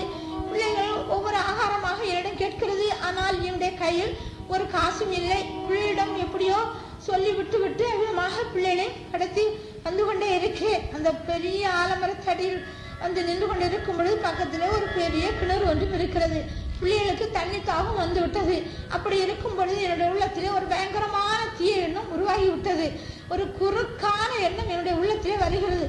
பலவிதமான நிலையிலே அருமை ஆண்டவர் என்னோடு ஆறுதல் படுத்தின அந்த நாட்கள் எல்லாவற்றையும் மனம் மறந்து அந்த நேரத்திலே ஒரு பயங்கரமான துணிச்சலான ஒரு எண்ணம் என்னுடைய மனதிலே உருவாகிறது. நான் நினைத்தேன், இந்த நேரத்திலே இதோடு நம்முடைய வாழ்க்கையை முடித்து விடுவோமோ என்று நான் நினைத்து கொண்டிருக்கும் பொழுது ஒரு அம்மா அந்த கிணத்திற்கு தண்ணீர் எடுப்பதற்காக வருகிறார்கள். அப்பொழுது பிள்ளைகள் தண்ணீர் கேட்டது நிமித்தமாக அந்த தண்ணீரை குடிப்பதற்காக அந்த அம்மா கொஞ்சம் கோரி கொடுக்கிறார்கள். அவர்கள் சொல்லுகிறார்கள், அம்மா இந்த தண்ணீர் குடிக்க கூடாது, இது நல்ல தண்ணி அல்ல என்று சொல்லுகிறார்கள். ஆனாலும் பரவாயில்லை என்று தண்ணீர் பிள்ளைகள் எல்லாம் குடித்தது. நானும் குடித்தேன். என்னுடைய கண்களிலிருந்து நீர் தாரையாக ஓடுகிறது. அந்த அம்மா தண்ணீர் எடுத்து விட்டு கடந்து சென்று விட்டார்கள். அதே நேரத்திலே என்னுடைய உள்ளத்திலே நாம் இனி எங்கு செல்வது, பயங்கரமான வெயில், இதோடு நம்முடைய வாழ்க்கையை முடித்து விடுவோம் என்று சொல்லி 2 பிள்ளைகளையும் முதலாவது தூக்கி போட்டு விட்டு 3வது சிறு பிள்ளையும் போட்டு 4வது நம்முடைய உயிரை மாய்த்து விடுவோம். இனி வேறு வழியே இல்லை, என்ன செய்வது என்று நான் அவ்விதமாக ஒரு மனதிலே ஒரு எண்ணத்தை நினைத்து கொண்டிருக்கின்ற நேரத்தில் ஒரு பலத்த சத்தம் உருவானது. என் மகளே, பிள்ளைகளுக்கு எந்த தீமையும் செய்யாதே, நான் உன்னை சீக்கிரமாக ஆசீர்வதிப்பேன் என்ற ஒரு பலத்த ஆண்டுடைய சத்தம் உருவானது. என்னுடைய உள்ளமெல்லாம் நடுங்கிறது. பிள்ளைகளை அப்படியே விட்டு விட்டு கண்ணீரோடு ஜெபித்தேன். ஆண்டவரே, எல்லோரும் கைவிட்டாலும் நீர் கைவிடாத ஒரு தேவனாக இருந்து, தாயும் தோப்பனும் கைவிட்டாலும் நான் உன்னை கைவிட மாட்டேன் சொன்ன அருமை ஆண்டவர் எங்களோடு கூட இருக்கிறவருடைய நன்றியோடு ஸ்துதிக்கிற ஆண்டவர் என்று சொல்லி அருமை ஆண்டவருக்கு அந்த நன்றி செலுத்தி விட்டு அந்த நேரத்திலே நான் நின்று கொண்டு இருந்தேன். அப்படி இருக்கும் பொழுது என்னுடைய மனதிலே நான் நினைத்தேன், ஆண்டவரே, நான் பொறுமை இழந்து விட்டேன். இந்த சின்ன சின்ன காரியங்களுக்கு பொறுமை இழந்த நிலையிலே இவ்விதமான துணிச்சலான எண்ணத்துக்கு நான் இடம் கொடுத்து விட்டேனே. அருமை ஆண்டவர் என்னை ஆற்றினார், தேற்றினார், அரவணைத்தார். இனி நாம் எதுவுமே நினைக்க கூடாது என்று எண்ணி அந்த நிலையெல்லாவற்றை நான் முற்றுமாக மாற்றிவிட்டேன். கடைசியாக நான் வீட்டுக்கு என்னுடைய வீட்டையாவுடைய கடைசி தங்க வந்து பிள்ளைகள் எல்லாம் 2 கரத்திலும் எடுத்து விட்டு என்னையும் அழைத்து, நீங்கள் ஏன் இப்படி வந்தீர்கள், நீங்கள் கவலைப்படக்கூடாது என்று பல காரியங்கள் எல்லாவற்றையும் சொல்லி என்னை அழைத்து சென்றார். அன்று இரவு நாங்கள் அங்கு தங்கிவிட்டு மறுநாள் காலையிலே என்னுடைய அம்மா வீட்டிற்கு என்னையும் பிள்ளைகளையும் நீங்கள் அனுப்பிவிடுங்கள் என்று நான் என்னுடைய வீட்டையாவோடு நான் வருந்தி கேட்டேன். அதன் நிமித்தமாக அவர்கள் என்னுடைய அப்பா வீட்டிற்கு எங்களை அழைத்து சென்றார்கள். நாங்கள் அங்கு சென்றோம். பல மாதங்கள் அங்கு இருந்தேன். அந்த நாட்களிலே நான் பலவிதமான தோட்டங்களையும் பலவிதமான காரியங்களையும் செய்தேன். கர்த்தருடைய பரிசுத்த நாமம் உண்டாவதாக. என்னுடைய வாழ்க்கையிலே ஒரு விதமான நிலை, ஒரு அமைதல் ஏற்படுகிறது வரையிலும் என்னுடைய அப்பா வீட்டிலே நாம் சில காலம் இருக்க வேண்டும் என்றுள்ள எண்ணம் என்னுடைய உள்ளத்திலே உருவானது. அந்த நாட்களிலே ஒரு நாள் என்னுடைய தலைமை பரிசுத்த ஐயாவுக்கு நான் பல காரியங்கள் என்னுடைய வாழ்க்கையிலே வந்த சோதனைகள், போராட்டங்கள், நெருக்கங்கள், பல நிலையை குறித்து தலைமை பரிசுத்த ஐயாவுக்கு நான் கடிதம் எழுதினேன். அப்பொழுது எனக்கு அவர்கள் ஆறுதலான கடிதம் உடனடியாக அனுப்பினார்கள். நீ இப்பொழுது சிறு பிள்ளையாக இருக்கிறபடியா உனக்கு குடும்பத்தில் உள்ள காரியங்கள் ஒன்றும் உனக்கு தெரியாது. எல்லா குடும்பங்களிலும் இப்படியான பிரச்சனைகள் உண்டு. அது குறித்து நீ கவலைப்படக்கூடாது, சந்தோஷமாக இருக்க வேண்டும் என்று பலவிதமான ஆர்வமான கடிதங்களுடைய வாழ்க்கையிலே எழுதியிருந்தார்கள். அந்த கடிதத்தை நான் படித்து என்னுடைய மனதிலே மட்டற்ற மகிழ்ச்சி அடைந்தேன். கர்த்தருடைய பரிசுத்த நாமத்திற்கு உண்டாதாக. அடுத்தபடியாக வந்து என்னுடைய குடும்ப வாழ்க்கை மீண்டும் தொடர்ந்து நடந்து கொண்டே இருக்கிறது. அந்த நாட்களிலே எங்களுடைய வாழ்க்கையிலே தேவன் பலவிதமான அதிசயங்களையும் அற்புதங்களையும் தேவன் நடப்பித்துக் கொண்டே வருவார். கர்த்தருடைய பரிசுத்த நாமத்திற்கு மகிமை உண்டாதாக.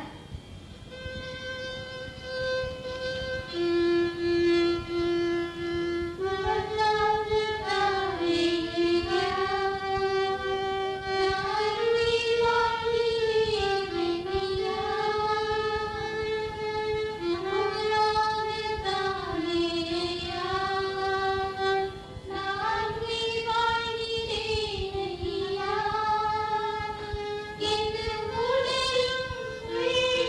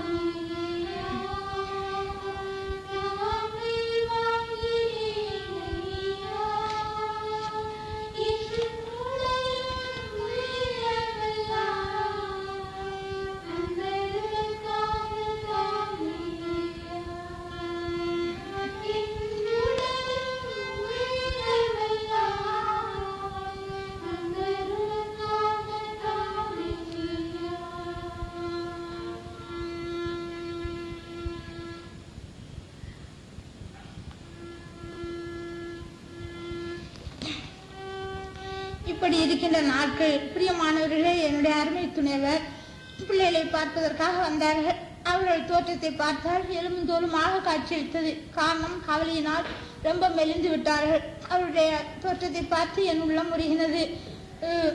மறுபக்கம் ஒரு வைராக்கியம் வருகிறது. அவர்கள் அம்மா சாப்பாடு உடம்பை உத வைத்து விட்டது என்று கோபமாக ஒரு பக்கத்தில் நினைக்கிறேன். பிள்ளைகள் அப்பா அப்பா என்று மடியில் ஏறினது.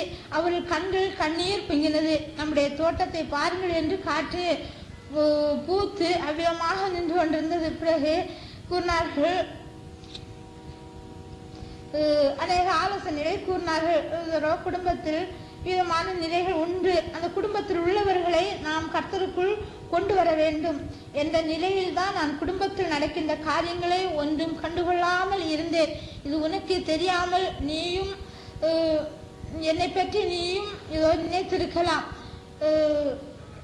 அறிவீனமாக எண்ணி இருக்கிறாய், கவலைப்படாதே, எல்லாவற்றையும் மறந்து விடு என்று எனக்கு ஆறுதல் கூறினார்கள். ஐயாவிடம் இருந்து வந்த கடிதத்தையும் காட்டினேன். ஐயா உனக்கு நல்ல ஆலோசனை எழுதியிருக்கிறார்கள் என்றார்கள். எப்படியும் என் அருமை துணைவர் பார்த்தவுடனே என் துக்கம் மாறிவிட்டது. அடுத்து அம்மா அப்பா எனக்கு ஆறுதல் கூறினார்கள். அவர்கள் சந்தோஷம் அடைந்தார்கள். எப்படியும் துக்கம் எனக்கு இன்பமாக மாறியது. நாங்கள் குடும்பமாக ஊர் புறப்பட்டோம். ஊர் வர வர எனக்கு மனம் கொஞ்சம் கஷ்டமாகத்தான் இருந்தது. ஒன்றையும் பொருட்படுத்தாது வீடு வந்து சேர்ந்தோம். மறுநாள் காலை ஆண்டவர் இன்னொரு வீடு எங்களுக்கு கொடுத்தார். அந்த வீட்டுக்கு போனோம். அந்த வீட்டில் ஜெப கூட்டம் வைத்து நாங்கள் குடும்பமாக அதில் வசிக்க ஆரம்பித்தோம். அந்த வீடு ஒரு பிசாசு நிறைந்த வீடாக இருந்தது. அந்த வீட்டில் ஒருவருமே நன்றாக குடியிருப்பது கிடையாது. வீட்டின் மூலைகளில் கரையான் புத்துக்கள் ஏராளம் வரும். வீட்டின் உத்திரம் ஒரு முழு பனை செதுக்கி போடப்பட்டிருந்தது. அது ஒரு சாமி கோயில் முன் பூஜை நடத்திய பனை. வீட்டில் இரவில் பிசாசு மேலும் கீழும் ஏறுவதையும் இறங்குவதையும் பார்க்கலாம். இரவில் அந்த வீட்டிற்கு இது கதவுகள் உண்டு. 2 கதவிலும் என்னுடைய பெயரை கூறி அழைக்கும் சத்தத்தை கேட்கலாம். இப்படி ஒரு பெரிய பிசாசு நிறைந்த வீடு. ஆனால் நாங்கள் உட்கார்ந்து ஜெபித்து எல்லா பிசாசுகளும் ஓடிவிட்டது. குறிப்பாக அந்த சுற்று வட்டாரத்தில் உள்ள எல்லா பிசாசுகளும் ஓடிவிட்டது. கர்த்தருடைய பரிசுத்த நாமத்திற்கு மகிமை உண்டாவதாக. அதன் பின்னர் நிம்மதியாக வாழ ஆரம்பித்தோம். நாங்கள் அந்த வீட்டுக்கு போனதிலிருந்து அந்த வீட்டு பக்கத்து வீட்டுக்காரர் எல்லோருக்கும் ஒரு பெரிய பாதுகாப்பு போன்ற ஒரு காட்சி அளித்தது. காரணம், பிசாசுகள் தொல்லை நீங்கின. பின்னர் பிசாசின் தொல்லைகள் மாறின. அந்த ஊர் ஜனங்கள் என்னை அதிகப்படியாக நேசித்தார்கள். கர்த்தருடைய பரிசுத்த நாமத்திற்கு மகிமை உண்டாவதாக. என் அருமையான தேவனுடைய பிள்ளைகளே, நாங்கள் இந்த வீட்டிற்கு வரும்பொழுது வெறுங்கையாகவே வந்தோம். காரணம், கர்த்தருக்காக முதலாவது வேலையை ரஜனமாக எழுதி கொடுத்தோம். 2வதாக எங்களுக்குரிய நகைகள் சொத்துக்கள் எல்லாம் கர்த்தருக்காக கொடுத்து விட்டோம். கடைசியில் எங்களையும் எங்களுக்குரிய 3 பிள்ளைகளையும் கர்த்தர்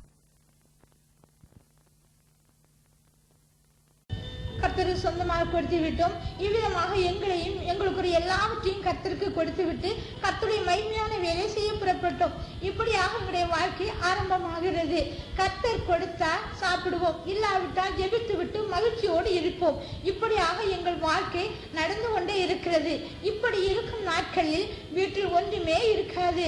பக்கத்தில் ஒரு கிணறு இருந்தது. அந்த கிணற்று தண்ணீர் தான் நம்முடைய வீட்டில் இருக்கும், வேறு ஒன்றும் இருக்காது. நான் ஆண்டவரிடம் ஜெபிப்பேன், ஆண்டவரே எங்களுடைய பசியை மாற்றி போடும் என்று ஜெபிப்பேன். கர்த்தர் எங்கள் பிள்ளையுடைய பசியை மாற்றி விடுவார். எங்கள் அருமை அப்பா எங்களுடைய வயிற்றை சாப்பிட்ட வயிறு மாதிரி பசியை மாற்றி திருப்தியாக்கி விடுவார். இது எங்கள் வாழ்க்கையில் முதல் அற்புதம்.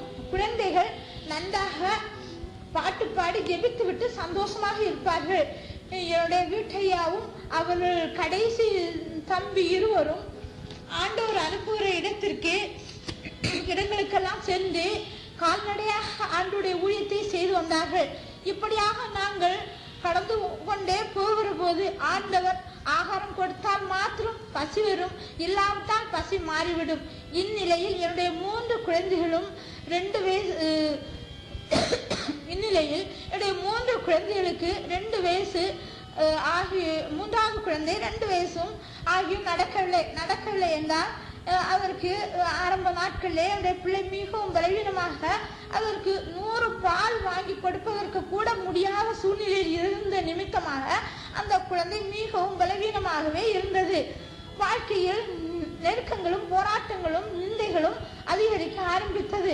குறிப்பாக குறிப்பாக எங்களுக்கு இருந்த வஸ்திரங்கள் எல்லாம் பிரிந்து விட்டது. உலக பிரகாரமாக இருக்கும் பொழுது இவருடைய வீட்டையா வேலை பார்த்தார்கள், ஏராளம் துணிமணிகள் எடுத்து கொடுப்பார்கள். நாங்கள் இப்பொழுது ஆண்டுடைய சேவைக்கு வந்த பிறகு எங்களுக்கு கர்த்தர் தந்தால் உடுப்போம், எல்லா தேவைகளுக்காகவும் நாங்கள் ஆண்டவரிடம் மாத்திரம் கூறுவோம். ஆனால் சுமார் 3 ஆண்டுகள் தேவன் எங்களை பரீட்சித்தார். காரணம், மீண்டும் ஆடம்பரமான உலகத்தை நோக்குகிறார்களா அல்லது பாடுகளையும் கஷ்டங்களையும் சந்தோஷமாக சகிக்கிறார்களா என்று எங்களை கர்த்தர் சோதித்தார். கர்த்தரை பரிசுத்த மைமுண்டாக அருமை ஆண்டவருக்கு நன்றி செலுத்துகிறேன். ஆனால் இந்த நாட்களில் கர்த்தருக்கிற மனமகிழ்ச்சியோடு பாடுகளை சகிக்க எங்களுக்கு மாத்திரமல்ல, எங்களுக்கு கொடுத்த குழந்தைகளுக்கும் அந்த நிலைய தேவன் கட்டளையிட்டார். கர்த்தருடைய பரிசுத்த நாமத்திற்கு மகிமை உண்டாவதாக.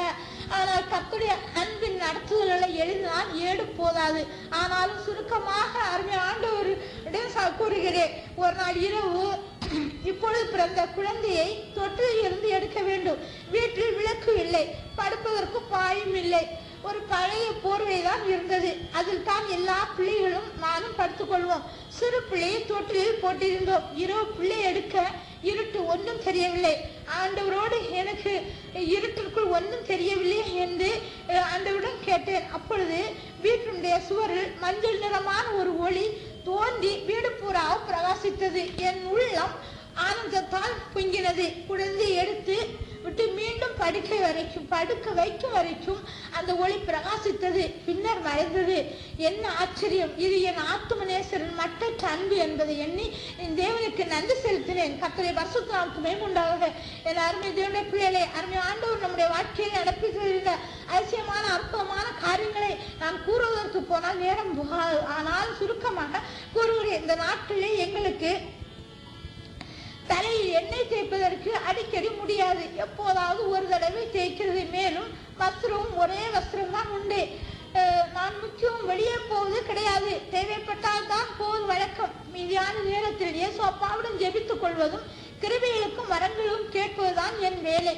இப்படி இருக்கையில் ஒரு நாள் நான் குளித்துக் கொண்டு வரும்பொழுது என்னை பார்த்தவர்கள் மறைவாக நின்று பேசுகிறார்கள். இவருடைய காத்திற்கு கேட்கிறது, இவள் எவ்வளவு ஆடம்பரமாக ஜீவித்தவள், இப்பொழுது பைத்தியக்காரை போல் இருக்கிறாளே. 4 பிள்ளை குட்டிகளும் ஆட்சி வேலையும் விட்டு வந்து விட்டார்கள். இவர்கள் இனி பிச்சை தான் எடுப்பார்கள் என்று பேசிக் கொண்டிருக்கிறார்கள். உடனே நான் அந்த இடத்தில் நின்று அந்த ஜனங்களை பார்த்து, எங்களை அழைத்த ஆண்டவர் உண்மை உள்ளவர், எங்களை வழிநடத்த வல்லவராக இருக்கிறார். அவருடைய மகிமையான சேவை செய்ய எங்களுடைய உலக பிரகாரமான அற்பமான வேலையை விட்டு இந்த மகிமை நிறைந்த வேலையை செய்ய வந்திருக்கிறோம். ஆகையால் அவருக்கென்று நாங்கள் பிச்சை எடுத்தாலும் பரவாயில்லை, விட்டு விட்டு அந்த உலகத்தை பார்க்க போவதில்லை என்று அவர்கள் வாய் அடைபடும்படியாக கூற அந்த நாட்கள் தேவனுக்கு பலம் தந்தார். கர்த்தருடைய பரிசுத்த நாமத்துக்கு மகிமை உண்டாக.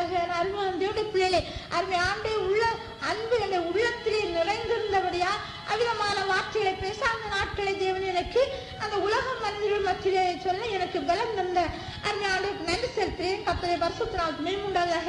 அநேகர் நினைத்திருக்கிறார்கள், இவள் இப்படி உறுதியாக கூறுகிறாளே என்றெல்லாம் பின்னால் அறிய முடிந்தது.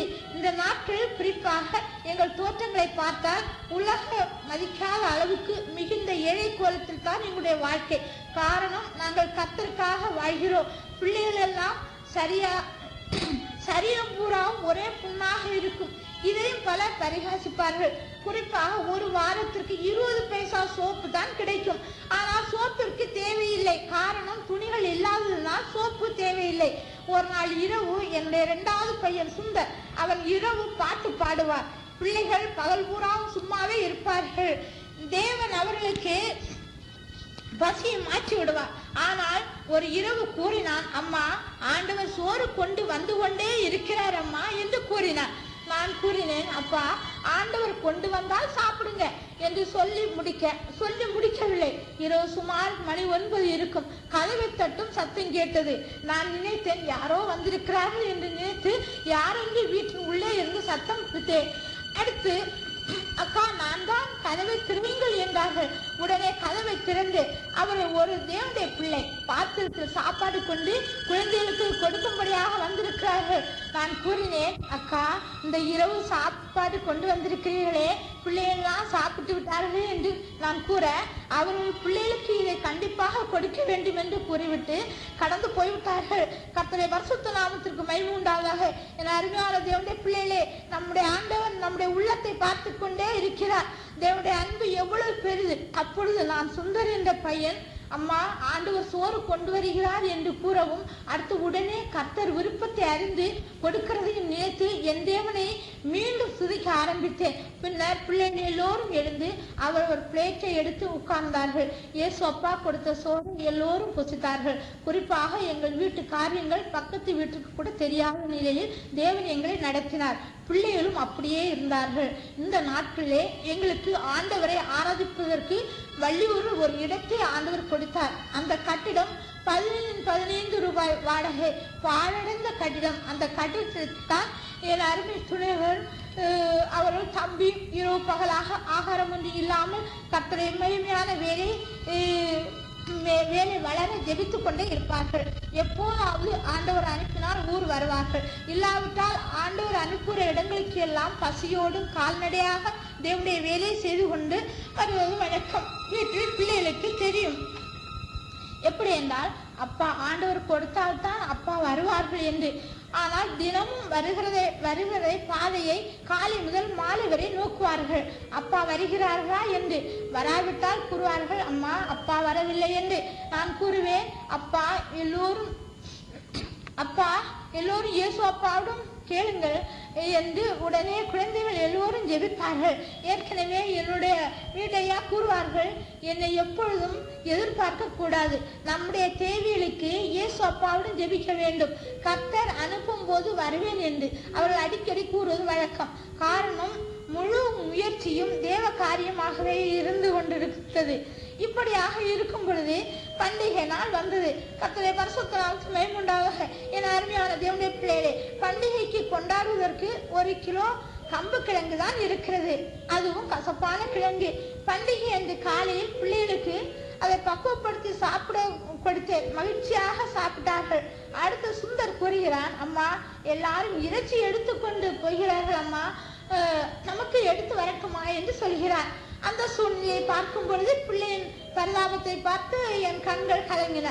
பிள்ளையிடம் அதை காட்டிக் கொள்ளாதபடிக்கு அவளிடம் கூறினேன், அப்பா இயேசு அப்பா ஒரு நாள் இரவு உங்களுக்கு சோறு கொடுத்தாரே என்றேன். ஆமம்மா என்று கூறினார். அந்த இயேசு அப்பாவிடம் உனக்கு என்ன தேவையோ அதை கேள் என்றேன். உடனே ஒரு வீட்டின் மூலையில் உட்கார்ந்து முழங்கால் படியிட்டு ஜெபிக்கிறார். நான் மறைவாக கேட்டுக்கொண்டிருக்கிறேன். ஆண்டவரே எனக்கு சோறும் கோழியும் வேண்டும் என்று ஜெபிக்கிறார். சற்று நேரம் கழித்து என்னிடம் கூறுகிறான், அம்மா இயேசப்பாவிடம் சேவல் கோழி கேட்டு இருக்கிறேன் என்றார். அப்பா உனக்கு சேவல் கோழி ஆண்டவர் சீக்கிரம் தருவார் என்றேன். கர்த்தருக்கு மகிமை உண்டாதாக. மறுநாள் ஒரு பெரிய சேவல் கோழி ஒரு தேவ பிள்ளையின் மூலம் கர்த்தர் கொடுத்தார். என்ன ஆச்சரியம்! இதெல்லாம் என் நேசருடைய அன்பு. இப்படி எங்கள் வாழ்க்கை கர்த்தருக்குள் இன்ப வாழ்க்கையாக நடந்து கொண்டே வருகிறது. கர்த்தருடைய பரிசுத்த நாமத்துக்கு மகிமை உண்டாதாக. ஒரு நாள் 3 தினங்களாக பிள்ளைகளுக்கு ஒன்றும் இல்லாத நிலை ஏற்பட்டது. உடனே ஒரு பானை தண்ணீர் நிறைத்து ஜெபித்து, ஆண்டவரே கானா ஊரில் கல்யாண வீட்டில் தண்ணீரை திராட்சரசமாக மாற்றின தேவன் குழந்தைகளுக்கு இந்த பானை தண்ணீரை ரசமாக மாற்றிக்கொடும் என்று ஆண்டவுடன் ஜெபித்தேன். குழந்தைகள் 3 நாட்களாக அந்த தண்ணீரை வயிறு நிரம்ப குடித்துவிட்டு கூறுவார்கள், அம்மா தண்ணீர் இனிப்பாக இருக்கிறது அம்மா என்று கூறி சந்தோஷப்படுவார்கள். இவ்விதமாக தேவனுடைய வாழ்க்கையில் தண்ணீரை ரசமாக மாற்றினார். எவ்வளவு நேசம்! என் அன்பு நேசரின் இரக்கம் கர்த்தருடைய பரிசுத்த நாமத்திற்கு மகிமை உண்டாதாக. இப்படிப்பட்ட நாட்களில் என்னுடைய 3வது குழந்தைக்கு 3.5 வயது. ஆனாலும் நடக்கவில்லை. சப்பானியாக இருக்கிறது. காரணம் உடலில் பலனில்லை. அதற்காக நாங்கள் ஆண்டவரிடம் கண்ணீரோடு ஜெபித்தோம். கர்த்தர் ஒரு நாள் திடீரென்று நடக்க செய்தார். ஊர் ஜனங்கள் எல்லோரும் ஆச்சரியப்படக்கூடிய நிலையிலே கர்த்தர் அதிசயத்தை நடப்பித்தார். கர்த்தருடைய பரிசுத்த நாமத்துக்கு மகிமை உண்டாவதாக. அருமையான தேவனுடைய பிள்ளைகளே, உங்களுடைய வாழ்க்கையிலே தேவன் நடப்பித்து வருகிற அதிசயமான அற்புதமான காரியங்களை ஆண்டு கூறினாலும் போதாது. கர்த்தருடைய பரிசுத்த நாமத்துக்கு மகிமை உண்டாவதாக. இவ்விதமாக நெருக்கங்கள், வறுமைகள், வஸ்திர குறைவுகள் எல்லாம் எங்கள் வாழ்க்கையில் கடந்து வந்து கொண்டே இருக்கிறது. ஆனாலும் கர்த்தருக்குள் எங்கள் வாழ்க்கை சந்தோஷமாக இருக்கிறது.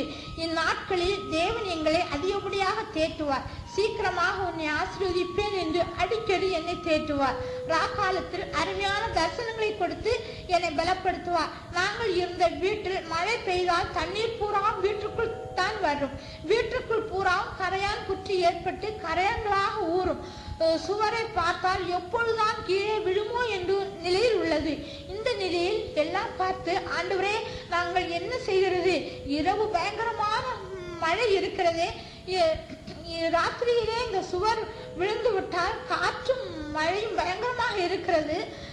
இந்த இரவு இந்த சுவர் விழுந்து விட்டால் என்ன செய்வது என்று மனதிலே நினைத்து ஆண்டவருடன் ஜெபித்து விட்டு அவ்வளமாக, ஆண்டவரே இன்றைக்குள்ள சூழ்நிலை வீட்டின் சுவர் இடிந்தாலும் என்னை நினைத்து நானும் பிள்ளைகளும் ஒரு ஓரத்தில் ஒன்றாக சேர்ந்து படித்திருந்தோம்.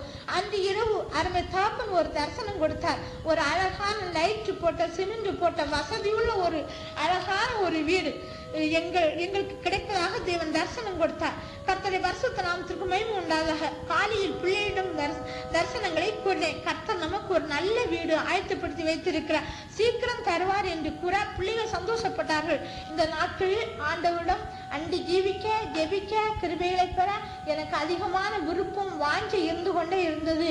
எங்கள் வாழ்க்கையில் எவ்வளவு பசி, துன்பம், வறுமை, நிந்தைகள் ஏற்பட அதிக மகிழ்ச்சி எங்களுடைய வாழ்க்கையிலே பெறுகிறது. கர்த்தரை பரிசுத்த நாமத்திற்கு மகிமை உண்டாதாக. அருமையான தேவனுடைய பிள்ளைகளே, குறிப்பாக நான் கர்த்தருக்குள் வருவதற்கு முன் ஜீவித்த ஆடம்பர வாழ்க்கையும் இப்பொழுதுள்ள வாழ்க்கையும் நேர் எதிர்மாறாக இருந்தது. ஆனால் ஒன்று, கந்தை துணி உடுப்பதற்கோ எனக்கு வெட்கமே இல்லை. காரணம் தேவ அன்பு. ஆனால் நான் எனக்குள்ளே நினைப்பேன், நாம் எவ்வளவு விதவிதமான வினோத வஸ்திரங்களை உடுத்தி ஆடம்பரமாக உல்லாசமாக ஜீவித்த நாட்கள் பல.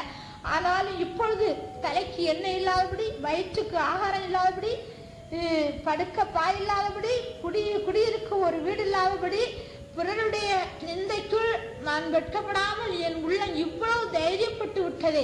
நம்மை மற்றவர் பார்த்தால் எதுவும் நினைப்பார்களே என்றுள்ள எண்ணம் எல்லாம் அறவே மாற்றப்பட்டு ஒரு தைரிய மனதை தேவனுக்கு தந்திருக்கிறாரே என நினைத்து அடிக்கடி நான் சிந்திப்பது உண்டு. கர்த்தரை பரிசுத்த நாமத்திற்கு மகிமை உண்டாக. குறிப்பாக குடும்பத்தில் அநேகர் என்னை பார்க்காதவர்கள் போல் போய்விடுவார்கள். காரணம், என்னுடைய சாயல் அவர்களுக்கு மதிப்பு குறைவாகவே தோன்றும். சிலர் என்னோடு வழிநடக்க கூட மறுப்பார்கள். காரணம், அவர்கள் மதிப்பை தேடுகிறவர்கள். நான் உலகத்திற்குள் ஆடம்பரமாக இருந்த பொழுது என்னை நேசித்து வளர்த்த என் அருமை மாமா என்னை வெறுத்தார்கள். குறிப்பாக குடும்பத்தினர் எல்லோரும் வெறுத்தார்கள். கர்த்தரை பரிசுத்த நாமத்திற்கு மகிமை உண்டாதாக. ஆனாலும் தாயும் தகப்பனும் கைவிட்டாலும் நான் உன்னை கைவிட மாட்டேன் என்று அருமை நேசர் என் மேல் மிகுந்த அன்பு செலுத்தி என்னை வளர்த்தார். கர்த்தரை பரிசுத்த நாமத்திற்கு மகிமை உண்டாதாக. ஒரு நாள் ஒரு மீன் விற்கிற அம்மா மீன் கொண்டு வந்தார்கள். எல்லோரும் மீன் வாங்கினார்கள். என்னிடம் வாங்க கூறினார்கள். நான் வேண்டாம் என்று கூறினேன். குடும்பத்தில் உள்ள ஒரு சகோதரி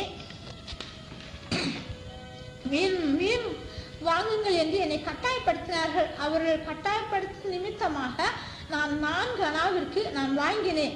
அதிகமாக வீட்டில் வரவும் மீனை பார்த்தவுடன் குழந்தைகளுக்கு ஒரே கொண்டாட்டம். எப்படி என்றால், மீன் வாங்கி எவ்வளவோ நாட்கள் ஆகிவிட்டது. பிள்ளைகள் நினைக்கிறார்கள், அம்மா மீன் வாங்கி விட்டார்கள், ஆகையால் நமக்கு இன்றைக்கு சோறு கிடைக்கும் என்று ஒருவருக்கொருவர் பேசுகிறார்கள். நான் நினைக்கிறேன், ஆண்டவரே, இந்த 25 பைசாவுக்கு என்றைக்கு கொடுக்கிறது?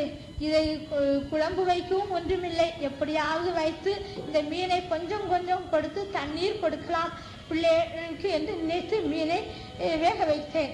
பிள்ளைகள் கேட்கிறார்கள், அம்மா சோறு பொங்கவில்லையா என்று கேட்கிறார்கள். காரணம், மீனை பார்த்த உடனே பிள்ளைகளுக்கு சோறு சாப்பிட ஒரு ஆசை உருவாகிவிட்டது. காரணம், சோறு பொங்கியும் ஏராள நாட்கள் ஆகிவிட்டது. நான் நினைக்கிறேன், ஆண்டவரே, குழந்தைகளை எப்படி திருப்திப்படுத்துவது? பிள்ளைகள் சோறு என்று ஆசைப்படுகிறார்களே என்று. திடீரென்று ஆண்டவர் ஆத்துமாவில் கூறுகிறார், மகளே, தண்ணீர் காயப்போடு, அரிசி இப்பொழுது வரும் என்று ஆண்டவர் பேசினார். என்னுடைய உள்ளத்தில் மற்றற்ற மகிழ்ச்சி ஏற்பட்டது. பிள்ளைகளை கூப்பிட்டேன், அப்பா, உங்கள் விருப்பத்தை இயேசு அப்பா நிறைவேற்றப் போகிறார். உங்களுக்கு இயேசு அப்பா சாப்பாடு கொடுக்க போகிறார் என்று கூறவும் பிள்ளைகளுக்கு மட்டற்ற மகிழ்ச்சி ஏற்பட்டது.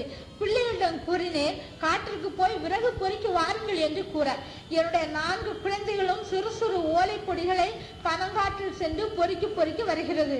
நான் ஒரு பாத்திரத்தில் தண்ணீர் வைத்து பிள்ளைகள் பொறுக்கி வருகிற விறகை அடுப்பில் போட்டு கொண்டே இருக்கிறேன். தண்ணீர் நன்றாக கொதிக்கிறது. பிள்ளைகள் கேட்கிறார், அம்மா அம்மா சோறு வந்து விட்டதா என்று. நான் கூறுகிறேன், அப்பா இயேசு அப்பா இப்பொழுது தருவார் என்று கூறிக்கொண்டே வெளியே பார்த்து பார்த்து தீ போடுகிறேன். இந்த சூழ்நிலையில் ஒரு தேவனுடைய பிள்ளை வேகமாக சைக்கிள் வந்து இறங்கினார். இறங்கிய இடத்தில் நின்று கொண்டே ஸ்தோத்திரம் கூறினார். நானும் கூறினேன். அடுத்து கேட்கிறார், சிஸ்டர் சோறு பொங்கிவிட்டீர்களா என்று கேட்டார்கள். நான் கூறினேன், பிரதர் ஆண்டவர் தண்ணீர் காய போட சொன்னார், தண்ணீர் கொதிக்கிறது என்றேன். அடுத்து அவர் அல்லேலூயா கர்த்தருக்கு ஸ்தோத்திரம் என்று கூறி நான் வள்ளியூர் சபைக்கு போய் பரிசுத்தவான்களை பார்த்து வழி அனுப்பிவிட்டு வீடு செல்வதற்கு பஸ் ஸ்டாண்டில் நின்று கொண்டிருந்தேன். ஆண்டவர் கூறினார், என்னுடைய பிள்ளைகள் பசியா இருக்கிறது, உடனே அரிசி வாங்கி செல் என்று ஆண்டவர் பேசினார். உடனே ஒரு சைக்கிள் வேகமாக எடுத்து ஒருபடி அரிசி வாங்குவதற்குத்தான் ரூபாயும் இருந்தது. உடனே வாங்கிவிட்டு வருகிறேன். இங்கு வந்தது ஐயாவுக்கு தெரியாது என்று கூறினார். கர்த்தருடைய பரிசுத்த நாமத்திற்கு மகிமை உண்டாவதாக. இவ்விதமான நற்செயல்களை எண்ணி சகோதரருக்கு கர்த்தருக்கு நன்றி செலுத்திவிட்டு பிள்ளைகளுக்கு சகோதரன் நில்லுங்கள், நான் ஆகாரம் பண்ணி தருவேன், சாப்பிட்டு போகலாம் என்று அவர்கள் கூறுகிறார்கள். பிள்ளைகளுக்கு பண்ணி கொடுங்கள், நான் போயிட்டு வருகிறேன் என்று மிகுந்த மகிழ்ச்சியோடு அவர் ஊர் சென்று விட்டார். பின்னர் நான் நினைத்தேன், இந்த ஒருபடி அரிசியும் சமைத்தால் ஒரே நாளில் முடிந்துவிடும்.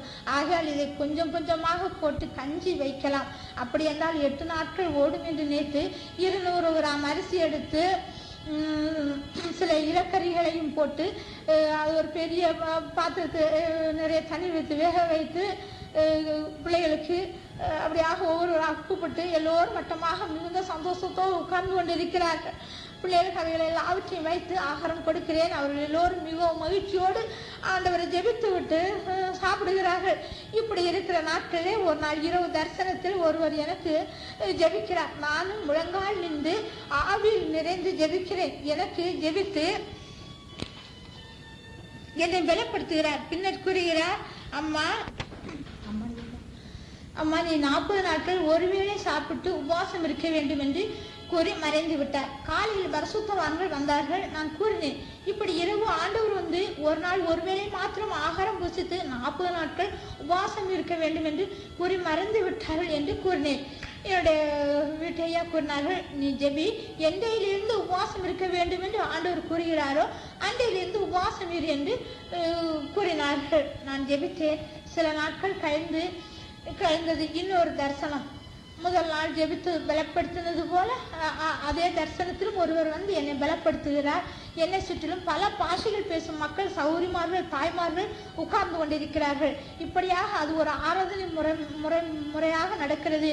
கடைசியில் எனக்கு ஜெபித்தவர் கூறுகிறார், அம்மா நீ இன்றையிலிருந்து உபவாசம் இருக்க வேண்டும் என்று கூறிவிட்டு எல்லோரும் மறைந்து விட்டார்கள். நானும் முழித்து விட்டேன். காலையில் வீட்டையா வந்தார்கள். நான் கூறினேன், தரிசனத்தையும் கூறி விதமாக ஆண்டவர் இன்றையிலிருந்து ஒருவேளை சாப்பிட்டு உபவாசம் இருக்க கூறி இருக்கிறார் என்றேன். ஐயா சொன்னார்கள், கர்த்தர் உன்னை பலப்படுத்துவார், ஆண்டவர் சொன்னதை நிறைவேற்றி என்று என்னை பலப்படுத்தி எனக்கு ஜெபித்தார்கள். நானும் என்னுடைய உபவாச நாள் ஆரம்பித்தது. என்னுடைய கடமைகளை செய்து ஒருவேளை ஆகாரம் புசித்து இவ்வாறாக உபவாச நாள் நடந்து கொண்டே வருகிறது. இப்படி இருக்கும் நாட்களில் ஒரு நாள் இரவு தரிசனத்தில் அருமை ஆண்டவர் என்னிடம் கேட்கிறார், அம்மா எதற்காக உபவாசம் இருக்கிறார் என்று கேட்டார்கள். அதற்கு நான் கூறினேன், ஐயா வள்ளியூர் ஆலயம் சொந்தமாக வேண்டும், எங்கள் குடும்பம் சந்திக்கப்பட வேண்டும், இந்த ஊர் ஜனங்கள் சந்திக்கப்பட வேண்டும் என்று 3 காரியங்களையும் கூறினேன். நான் கூறிய காரியங்களை கேட்டுவிட்டு மறைந்து விட்டார். காலையில் என்னுடைய ஐயாவிடம் நான் கூறினேன், இப்படியாக இரவு தரிசனம் கிடைத்தது, நம்முடைய வள்ளியூர் ஆலயம் சொந்தமாக்கவும் நம்முடைய குடும்பம் சந்திக்கப்படவும் நம்முடைய ஊர் சந்திக்கப்படும் இரவு ஆண்டவரிடம் கூறிவிட்டேன் என்று கூறினேன். என்னுடைய ஐயா மிகவும் சந்தோஷப்பட்டார்கள். மீண்டும் எனக்கு ஜெபித்து பலப்படுத்தி விட்டு கூறினார்கள், கர்த்தர் இன்னும் ஏராளமான காரியங்களை வெளிப்படுத்துவார், நன்றாக ஜெபி என்று கூறிவிட்டு ஆண்டோடைய வேலைக்கு கடந்து போனார்கள். இவ்வாறாக உபவாசம் நடந்து கொண்டிருக்கிறது. ஒரு நாள் 3 வேளை சாப்பிட்டாலும் கூட இவ்வளவு பலன் இருக்காது. ஆனால் ஒரு வேளை சாப்பிட்டு ஜெபிக்கும் பொழுது சரீரத்திலும் ஆத்துமாவிலும் மிகுந்த பலனை கட்டளையிட்டார். கர்த்தருடைய பரிசுத்த நாமத்திற்கு மகிமை உண்டாவதாக. அடுத்து சில நாட்கள் கழிந்து இன்னொரு தரிசனம். 2 பேர் உட்கார்ந்திருக்கிறார்கள். இருவருடைய முன்னிலையிலும் 2 சதுர செவ்வ வடிவமான 2 பெட்டிகள் கர்த்தர் வெளிப்படுத்தினார். ஒன்று எலியா என்றும் இன்னொருவர் ஏனோக்கு என்றும்.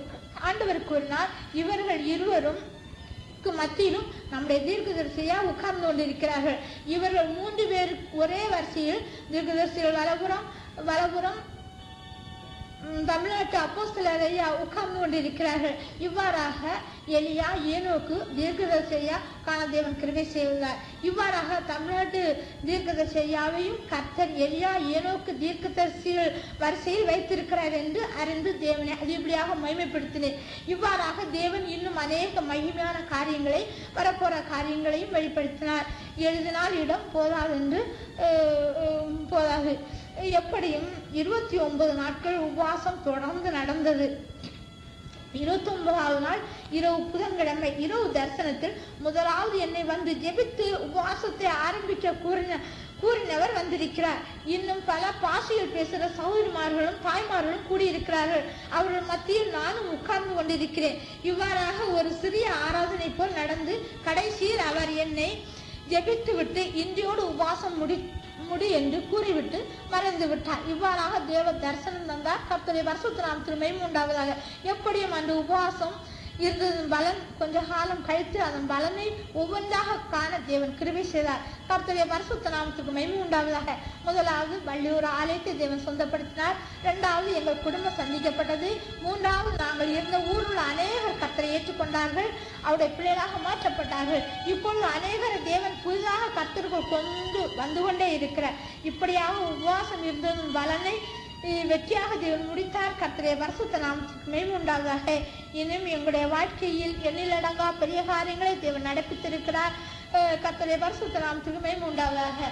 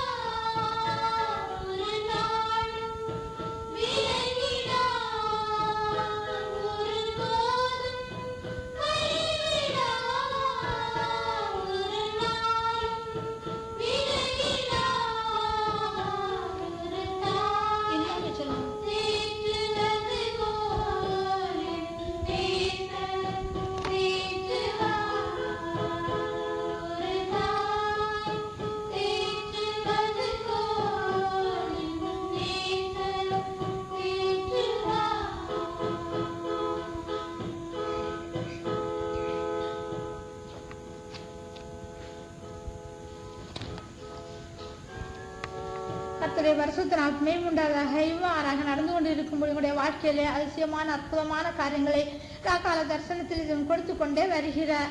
இவ்விதமாக இனி ஒரு தரிசனத்திலே என்னுடைய வீட்டுக்கு வருகிறார்கள். அப்பொழுது அவர்களுக்கு கொடுப்பதற்கு ஒன்றும் இல்லை. வீட்டில் ஒரு முட்டை மாத்திரம் இருக்கிறது.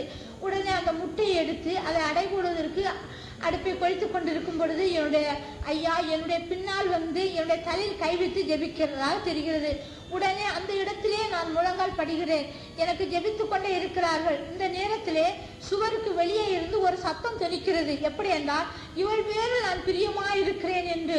இவ்வாறாக தேவன் எனக்கு ஒரு தரிசனம் கொடுத்தார். கர்த்தருடைய பரிசுத்த நாமமே உண்டாதாக. காலையிலே நான் நினைத்தேன், விதமாக அருமை ஆண்டவர் நம்ம வேறு பிரியமாய் இருக்கிறேன் என்று விதமாக கூறினாரே. நினைக்க என் உள்ள விதமாக பூரித்தது. இந்த காரியங்கள் எல்லாம் 1978 ஆண்டு நடந்த காரியங்கள். மேலும் குடும்பத்தில் உள்ள 2வது சகோதரருடைய துணைவி பலவீனமாகிறதாக தேவன் ஒரு தரிசனம் கொடுத்தார். அவர்கள் கர்த்தரை பற்றி சிஎஸ்ஐ சேர்ந்தவர்கள். அவருடன் நான் கூறினேன், உங்களுக்கு விதமாக ஒரு பயங்கரமான பலவீனம் வரப்போகிறது. நீங்கள் ஆண்டவரை ஏற்றுக்கொள்ள வேண்டும், ஆண்டவரை நீங்கள் தேட வேண்டும் என்று. விதமாக ஏற்கனவே அவர்கள் சிஎஸ்ஐ சார்ந்தவர்கள். ஆனாலும் நான் சொல்லுகிறதற்கு அவர்கள் இணங்கவில்லை. காரணம், அவர்கள் பெரியவர்கள், நான் சின்னவள். கேட்கவில்லை. எப்படியும் அவர்கள் பயங்கரமான வியாதியிலே அகப்பட்டு அவர்கள் குறுகிய காலத்திற்குள்ளாக மறுத்து விட்டார்கள். கர்த்தருடைய பரிசுத்த நாமமே உண்டாக. காரணம், நாங்கள் அருமை ஆத்மநேசுடைய ஊழியத்தை செய்திருந்த உடனே எங்களை வெறுத்து விட்டார்கள். விதமாக எங்களை பயங்கரமாக துன்புறுத்தியவர்கள். சீக்கிரமாக அவர்கள் பயங்கரமான ஒரு சிற்றை ஏற்பட்டு அவர்கள் இந்த உலகத்தை விட்டு கடந்து போயிட்டார்கள். 1979 இன்னொரு நாள் தரிசனத்திலே தேவன் மிகாவேல் தூதனை தரிசனத்திலே காட்டினார். எப்படி என்றால், ராகா தரிசனத்தில் வீட்டின் முற்றம் பூராவும் பெரிய பிசாசுகளும் குட்டி பிசாசுகளுமாக நிரம்பி இருக்கிறது. கதவு லேசாக திறந்து பார்க்கிறேன். எனக்கு பயம் தாங்க முடியவில்லை. அப்பா, இவ்வளவு சாத்தான் படைகள் திரண்டு வந்திருக்கிறதே, நாம் என்ன செய்வது என்று கலங்கி கொண்டிருந்தேன். அதே நேரத்தில் திடீரென ஒரு வட்டசாட்டமான ஒரு மனிதர் வீட்டு வாசலில் தோன்றினார். நான் நடுக்கமுற்று கதவை அடைக்க அவர் என்னோடு பேச ஆரம்பிக்கிறார். வீட்டு ஐயா எங்கே என்று கேட்கிறார். இப்பொழுது வந்து விடுவார்கள் என்ன சொல்கிறேன். அடுத்து அவர் கூறுகிறார், நான் மிகாவேல் தூதன் கர்த்தரால் அனுப்பப்பட்டு வந்திருக்கிறேன் என்று கூறவும் நான் திடுக்கிட்டு முழித்து விட்டேன். சிந்தித்தேன், நாம் சாத்தான் திரள் படையை கண்டு கலங்கி கொண்டிருந்த வேளையிலே கர்த்தர் நமக்கு பாதுகாப்புக்காக பிரதான தூதன் மிகாவேல் தூதனை நமக்கு அருமை ரட்சகர் அனுப்பி தந்திருக்கிறாரே என எண்ணி மட்டற்ற மகிழ்ச்சி அடைந்தேன். இவ்விதமாக தம்முடைய பிள்ளைகளே தேவன் ஆபத்து நேரத்தில் துன்ப நேரத்தில் கர்த்தரை பலத்த பாதுகாவலை நினைத்து என் தேவனுக்கு எப்பொழுது நன்றி செலுத்த கடமைப்பட்டுள்ளேன். கர்த்தரை பரிசுத்த நாமத்திற்கு மகிமை உண்டாதாக. பின்னர் சில மாதங்கள் கழித்து 4வது ஒரு பெண் குழந்தை ஆண்டவர் எனக்கு தந்தார். அன்றைய தினம் குழந்தையின் அப்பா வெளியே ஊர் போய்விட்டார்கள். என்னால் தாங்க முடியாத அளவிற்கு குளிர் தாக்கிவிட்டது. மூடிக்கொள்வதற்கு போர்வையோ வேறு துணிகளோ இல்லை. உடுத்தி இருக்கிற வஸ்திரத்தை மாற்றிக்கொள்வதற்கு ஒன்றுமில்லை. காரணம், எல்லோருக்கும் ஒரே வஸ்திரம்தான் உண்டு. புசிப்பதற்கு ஆகாரமும் இல்லை, படுப்பதற்கு பாயும் இல்லை. இன்னில் ஒரு கால் இழுத்து கொண்டே போகிறது. என் சகோதரி ஒரு சாக்கு எடுத்து என் உடம்பை மூடுகிறாள். என் மூத்த பையன் எடிசன் என் கால் பக்கத்தில் இருந்து காலை தடவுகிறான். என் உடன் சகோதரி என் நிலையை பார்த்து அழுது கொண்டே நிற்கிறாள். இந்த சூழ்நிலையில் நான் சந்தோஷமாக இருக்கிறேன். பின்னர் சற்று நேரம் கழித்து யாரிடமோ போய் ஒரு டம்ளர் அரிசி வாங்கி எனக்கு கஞ்சி வைத்து சுட சுட கொடுத்தான். நான் சாப்பிட்டேன். என் குளிர் மாறினது. இப்படி இருக்கும் நாட்களில் காலங்களில் தேவன் எனக்கு புஷ்டி உள்ள ஆகாரங்களை கொடுத்து என்னை பலப்படுத்தினார். இது கர்த்தருடைய அன்பு. மனுஷன் அப்பத்தினாலே மாத்திரமல்ல, தேவனுடைய வாயிலிருந்து புறப்படுகிற ஒவ்வொரு வார்த்தையினாலும் பிழைப்பார் என்றபடி தேவன் என்னை பலப்படுத்தினார். ஒவ்வொரு நாட்களும் வருடங்களும் கடந்து போய்கொண்டே வருகிறது. தேவன் வரப்போகிற நாட்கள் நடக்க போற காரியங்களை எல்லாம் வெளிப்படுத்தி கொண்டே வந்தார். காலங்களில் தேவனுடைய அன்பு என்னை அதிகப்படியாக தேற்றும். என் தேவன் குழந்தை நாளொரு வேணியும் பொழுதொரு வண்ணவுமாக வளர்த்தார். குழந்தைகள் வளர்ந்தது. இந்த குழந்தை பிறக்கும் முன் வயிற்றில் இருக்கும் பொழுதே ஒருவர் வந்து இந்த இதமாக அருமை ஆண்டவருடைய வாழ்க்கையிலே காலத்திலே தெய்வீகமான உன்னதமான தரிசனங்களை எல்லாம் கொடுத்து எங்களை அவ்வப்பொழுது தேற்றி ஆற்றி அரவணைத்துக் கொண்டே வருகிறார்.